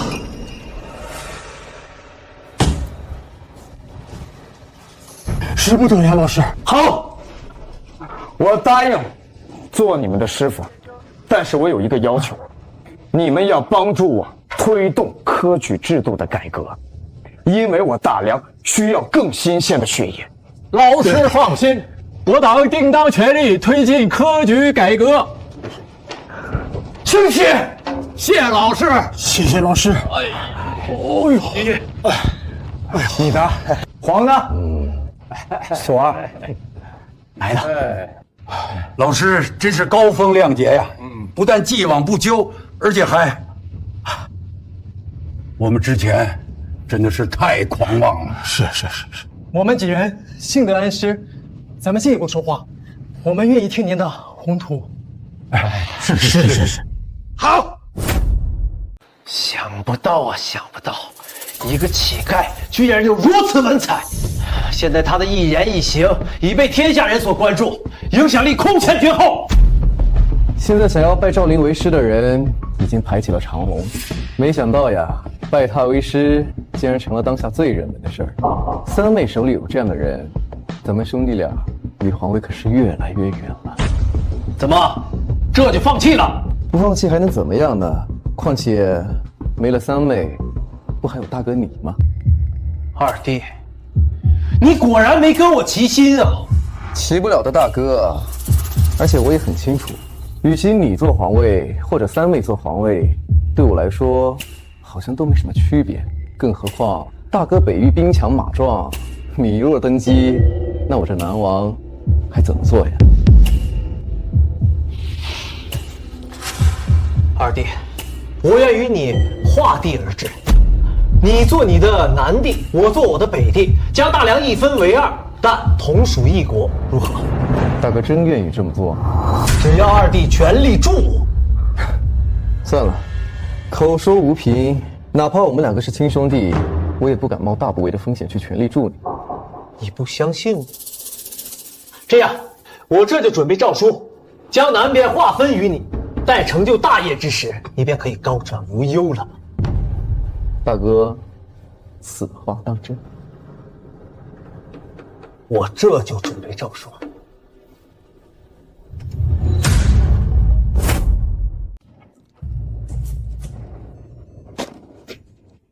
得该买新的了，都皮了。最近辛苦你了。使不得人。这里没外人，就别端着了。好。北域30万，南域15万，这45万在我大老二手中，我实在放心不下。这个是先帝为了制衡你，才把兵权留给他俩的。你能猜到也很正常，所以咱们得收回来。太师呢？他是什么立场？他可是三公之首，又是天下监军，他的立场很重要。你快别提他了。那余春秋是老皇帝的人，他对大梁忠心耿耿，他是不可能让大梁成为我的一言堂的。再说，我怎么不知道他在背地里想些什么？可要不是一言堂的话，那他们各怀鬼胎，那若雪的皇位也不稳啊。那你觉得该怎么办？走一步，看一步。要是他真的立场不对，我帮你解决他。你小子够狠啊！那余家世代忠良，身怀铁券丹书，免死金牌。我若是动他，天下人必定诟病我，而且还会影响到若雪。所以让我来最合适，让我来背负这个罪名。娘亲，是陛下。娘亲，赵林怎么在您寝宫啊？是我找赵大人来聊聊天的。你们二人慌慌张张，所谓何事？启禀陛下，北燕大军以寻人为由踏入我大梁防线。北王呢？北王奋起反抗，损伤5万人马，但依旧反抗无效。所幸战事在先，北燕派来使者，两国交手。赵大人，你认为该怎么办？该怎么办，就怎么办。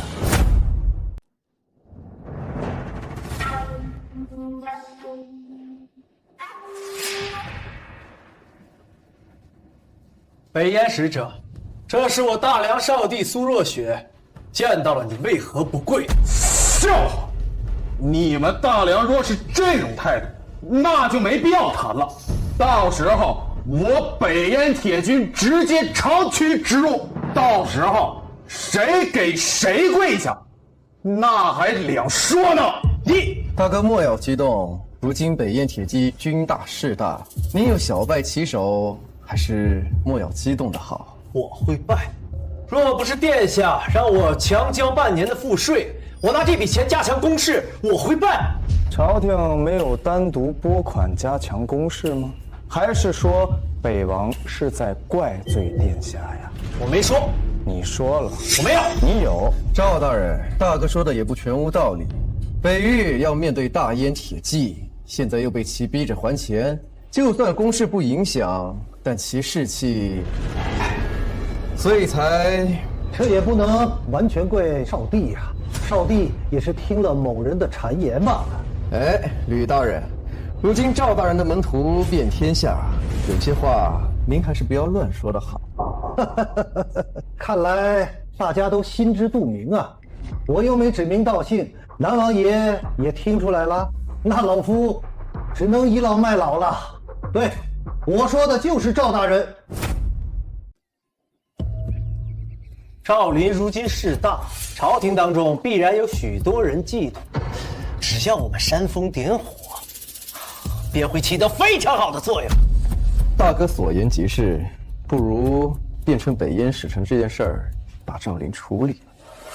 我已经有办法了。够了啊！都少说两句吧。今日还有重要的事要商榷呢。我不是来听你们吵架的啊！少帝是吧？现在你我两个国家正在交战，暂时停战了。现在，你现在给我们一个解决方案呢，还是说你们想继续打呀？如今我大梁示弱呀，这要是再打下去，恐怕……当然不能打了。岂有此理！殿下，不用怕他们这帮蛮夷，您只要一声令下，我身先士卒，与他们战个不死不休。大哥，我们都知道您不怕北燕铁骑，但实力确实有差距，还望从长计议呀。三妹啊，三妹，看你如何收场。我刚才所说会使意下如何呀？北王爷心真毒啊！为了敲诈自己的国家，甚至不惜搬弄是非。我北燕确实是打算入侵了啊，但是因为一直佩服北王爷，所以没入呢，没敢入。总之，到时候我会故作败事，而你趁机敲诈朝廷一笔，所到好处，我欺你三。哎呦，这三成跟白送有什么区别呀？我当然是想要了，但是我相信北王爷绝对有什么附加条件吧。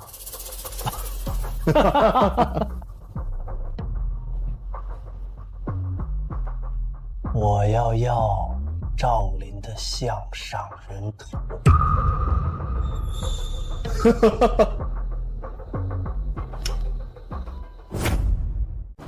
形势不对呀，赵林，怎么办？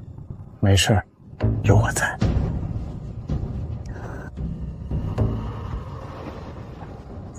小胖，你想怎么解决？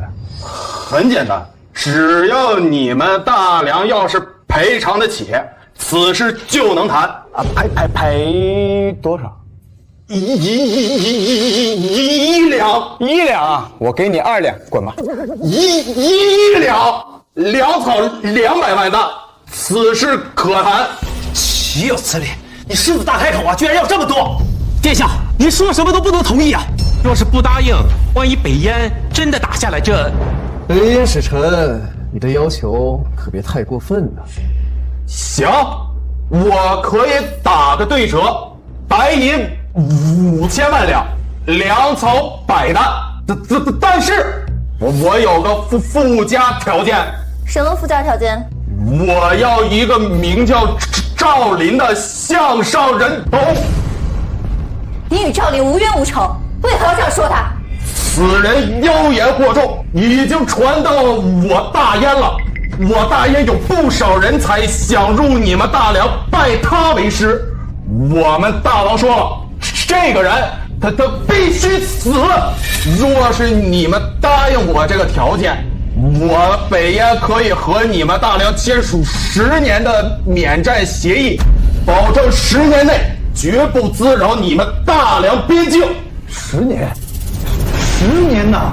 我大梁若能得到10年的喘息，这里的好处有多少，不用多说了吧？难道真的要处死赵大人？虽然这可以让我们大梁喘息一刻，可这欺人太甚！我大梁若是兵强马壮，我……赵大人，对不起了呀。哦，搞了半天，原来是冲我来的呀！你早说呀！你就是赵林啊？啊！我还以为你长了个3头6臂呢，结果就是一普通人啊！我倒是没长3头6臂，但是我会72变。魏王爷，你刚刚说对不起我，是你承认打不过北燕吗？我没说，只不过我们跟他们还是有点差距，这是不争的事实。这不还是承认了？我没有。不过你非要这么说，我也没办法。既然你打不过北燕，那还当什么北王爷啊？大胆！赵林，你居然说出如此大逆不道之话！我不配做这个北王，谁有资格做这个北王？当然是能打过北燕的人有资格做北王呀！我可是大梁皇子。哦，原来你是仗着血脉，但是毫无建树，是个窝囊废啊！有什么用？我即便抵抗不了北燕，但这几年我一直把他们牵制住。你根本什么都没有经历过，就想抹灭我的付出，你算什么东西？哦，那也就是说，你亲口承认你打不过他们了。你，这天下之子皆为臣子，既然臣子做不到自己分内之事，那换一个臣子便可。既然这北王爷抵挡不住北燕，那就交出你的兵权吧。赵大人所说，便是本少帝心中所想。既然大哥亲口承认无法抵御北燕，那就把兵权交出来吧。本少帝会另寻良将镇守北域。毫无征兆，毫无征兆，居然毫无征兆的就顺水推舟要收走老大的兵权，而且有理有据。完了，老大这是偷鸡不成，把命都搭进去了。我成功让他们收走老大的兵权，那我恐怕就有难了。少帝殿下，老夫觉得这北王应该是一时失言了，而这赵大人没有必要上纲上线。如果是北域的兵权轻易从北王手里拿走的话，恐怕会引起动荡啊。老臣也是这么认为。臣附议。精彩！你们大梁的人是真有意思呀。北王在你们大梁想必也是响当当的狠角色了吧？你们若是把他给换了，那我北燕就再无敌手了呀！到时候我北燕铁骑就直取你们皇宫。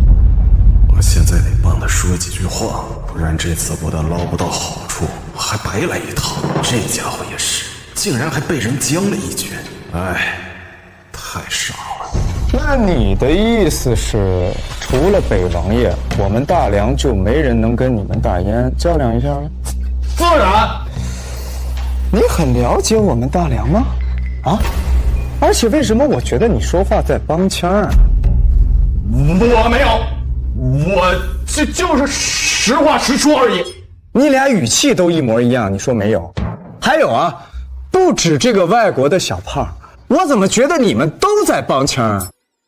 难道是我的感觉出问题了？什么情况啊？赵林，你就这么想要我手中的兵权？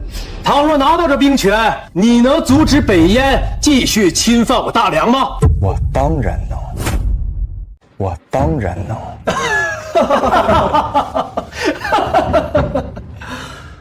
你带过兵，打过仗，能解决北燕与我大梁的千古问题。我要是能解决，你就交出兵符。我不。怂啊，刚刚不是还嘲笑我吗？垃圾。好，我答应你，但是如果你达不到，不能完成，那就该赔偿赔偿，该杀我的头杀我的头，起码我的头还能减免1半的赔偿，何乐而不为？好，我答应你，但是给你1日时间，若你做不到，我便会亲自取了你项上人头；若你做到了，我便立刻交上兵权。好，但是你得先把兵符交出来给一个中间人，我怕你到时候赖账。我绝对不会提前写什么文书，或者提前把我的兵符交出去。我知道大哥在想什么，我不做这个中间人。朝堂之上，你可选一个自己信任的人。若赵林做不到，兵权还是你的，他的性命你亲自取。大哥意下如何啊？大哥，不如这样，你将兵符交给太师大人。太师大人既是百官之首，又是2朝元老，一定会公平公正的。赵林现在把我架在火上烤，我若是不答应，恐怕此事难休。虽然他脑子好使，但北燕岂是那么容易乖乖听话的？这是一场豪赌啊！好，就这么办。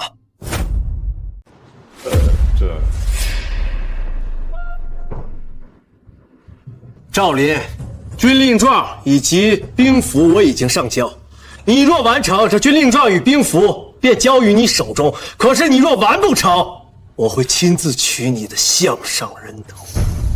老夫呢，其实并不支持你们这个胡乱的下注，不过他事已至此，我呢也只好当这个公正人。少帝殿下，老臣并没有僭越的意思。无妨，太师大人有资格做这个中间人。谢殿下。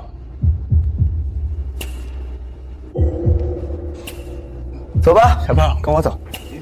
你算个什么东西？我凭什么跟你走啊？不走是吧？小公公，带去演武场。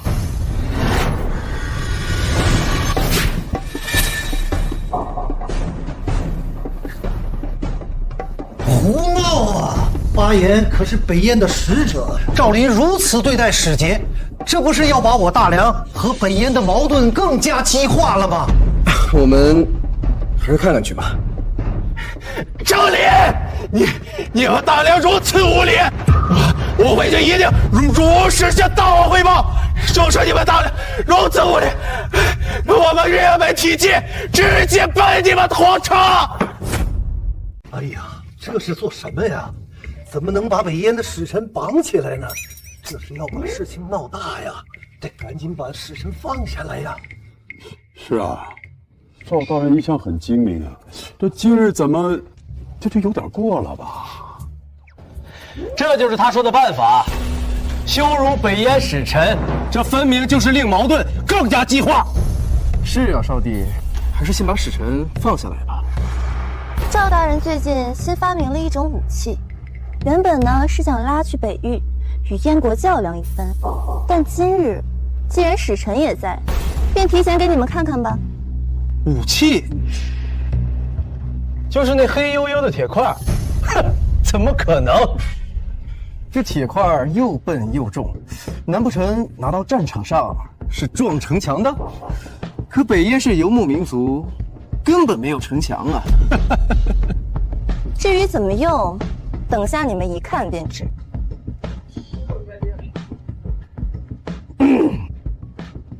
你刚刚说要把你们北燕的铁骑直逼我大梁的皇宫是吧？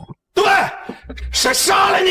好，希望你一会儿还能这么硬气。开火！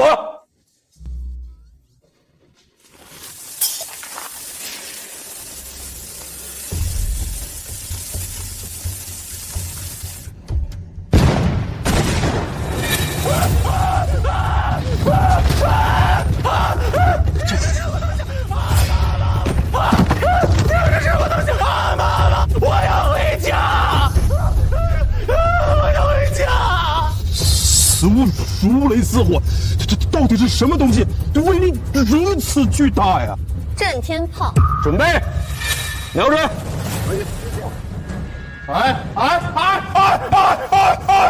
别冲动，别冲动，冷静，别，一定要冷静。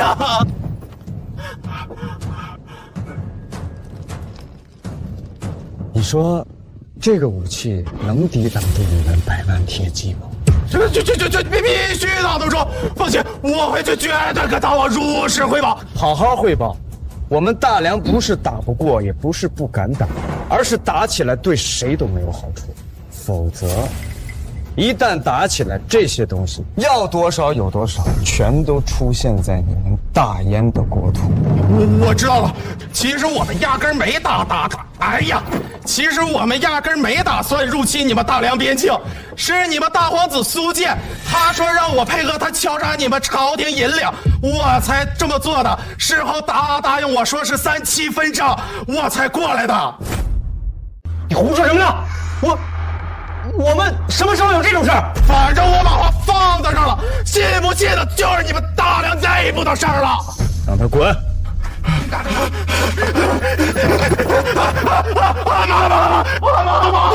我要回家。你们别搞错啊！那家伙在色厉内荏，挑拨大家之间的关系的。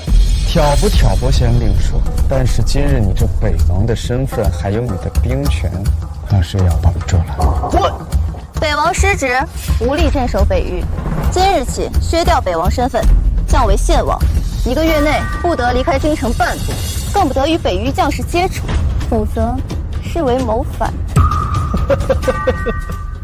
降为县王，你有没有搞错？你凭什么？你又不是陛下，你有什么资格？放肆！你以为这少帝的称号是白叫的？陛下不在，他就是陛下。怎么？难道北王想追究一下刚刚使者说过的话？微臣遵命。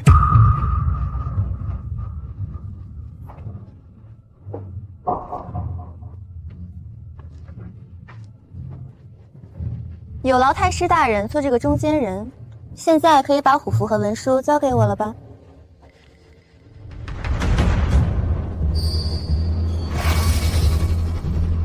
太师大人。少帝，恕我老臣反应迟钝啊。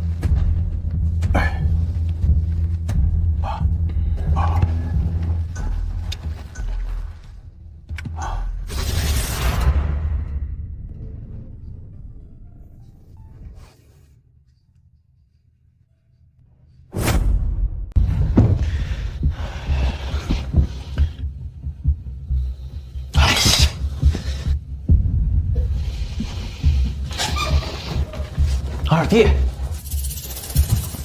太师大人，你们怎么一路前来啊？哦，原来如此啊！太师大人，您一直支持的是他呀，隐藏的可真深呐！大哥呀，大哥，这回你可真是搬起石头砸自己的脚呀！居然稀里糊涂的把北域都给输了，这样下去，我们还怎么对抗三妹啊？还不是因为那个赵林，谁知道他如此犀利，还弄了一个什么威力巨大的武器，把那个北燕使者给震慑住了。现在一切都晚了。不晚。什么意思？你刚交出兵权，若现在立刻动身前往北域，趁三妹还没有收回兵权之前，拥兵造反，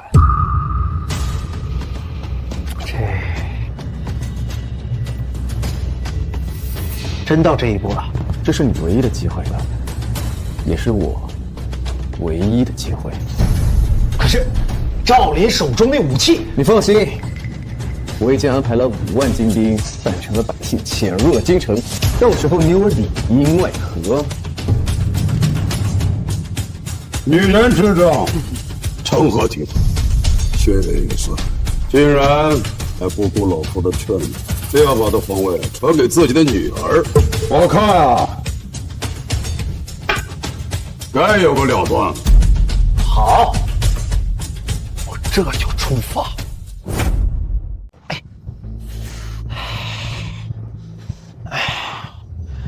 赵林、苏若雪，等我回到北域，必将卷土重来。到时候将你们碎尸万段。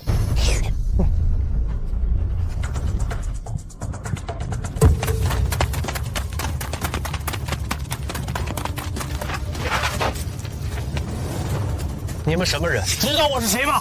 来抓你的人。赵林，大皇子呀，大皇子，我本来想放你妈的，那你倒是放了，放就放。哎，放了。你刚刚说什么？你要回北境起兵造反是吧？我没有。来人，拿下！赵林，算你狠。希望大哥一切顺利，要不然这一局我们输定了。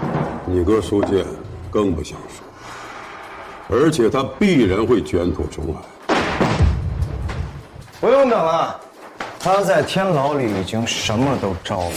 赵林，你什么意思？他是谁？我怎么不知道你在说什么？他是谁？他是你大哥呀，他刚出城就被我抓了，我只是稍微动了点刑，他就把你们两个也供出来了。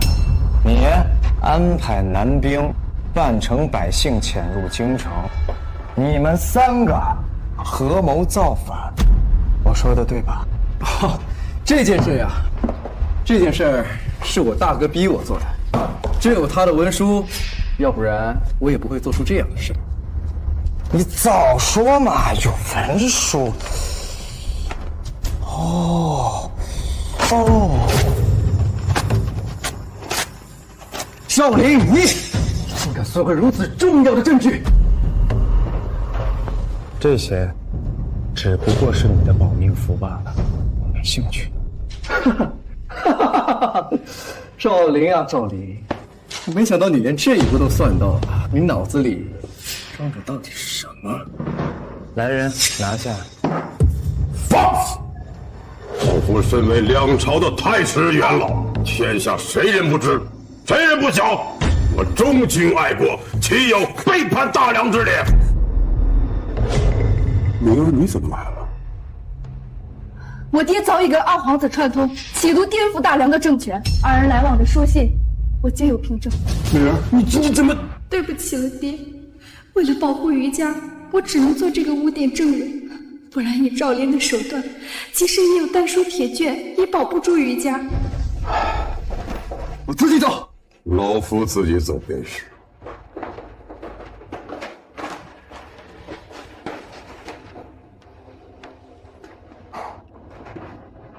灵儿啊，把你娘照顾好，余家的上上下下，可托付给你了。赵公子，恭喜你！恭喜？恭喜什么？恭喜你完成了自己的承诺。你如果不杀我，那就让我留在你身边，我为你披荆斩棘，扫除障碍。是，我的思想，我的弟子们已经继承了，我保护的那只雏鹰也该自己飞翔了。什么意思？你要走？你舍得吗？舍不得，也得走。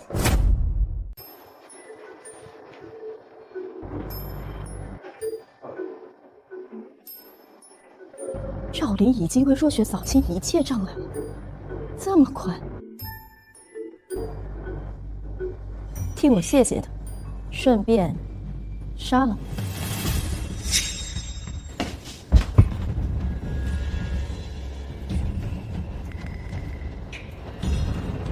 热血，你带这么多人来我寝宫，所为何事？抱歉，娘亲，我是来逼宫的。站下！逼宫？你可真敢呐！若雪，我是你娘亲，你当真要逼宫吗？赵林为我做了太多了，我不许您过河拆桥。我是为了你好。你可知道那人脑袋里面的知识有多么的可怕？他若想要你的皇位，你根本守不住。他必须死！不行！赵林是我的人，他是为我而来的，我不许您这样做。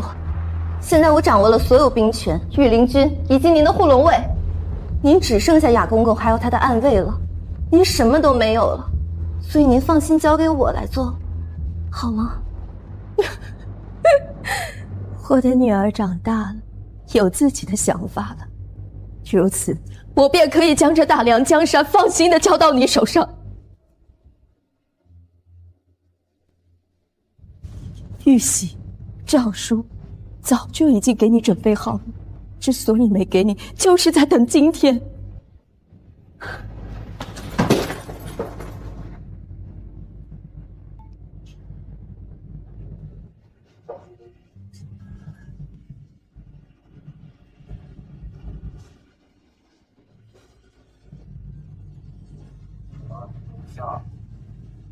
若雪，皇后的日子就靠你自己。恭贺陛下登基。平身。你们有人看到过赵大人吗？没有，陛下。陛下，这是赵大人给您的信。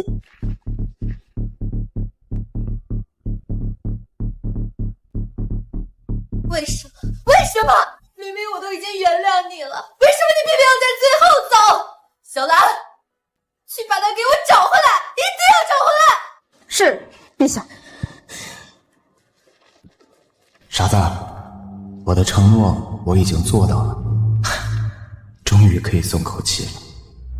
所以我也该走了，我该继续寻找我人生的意义。你呢，也照顾好自己，照顾好你的国家。勿念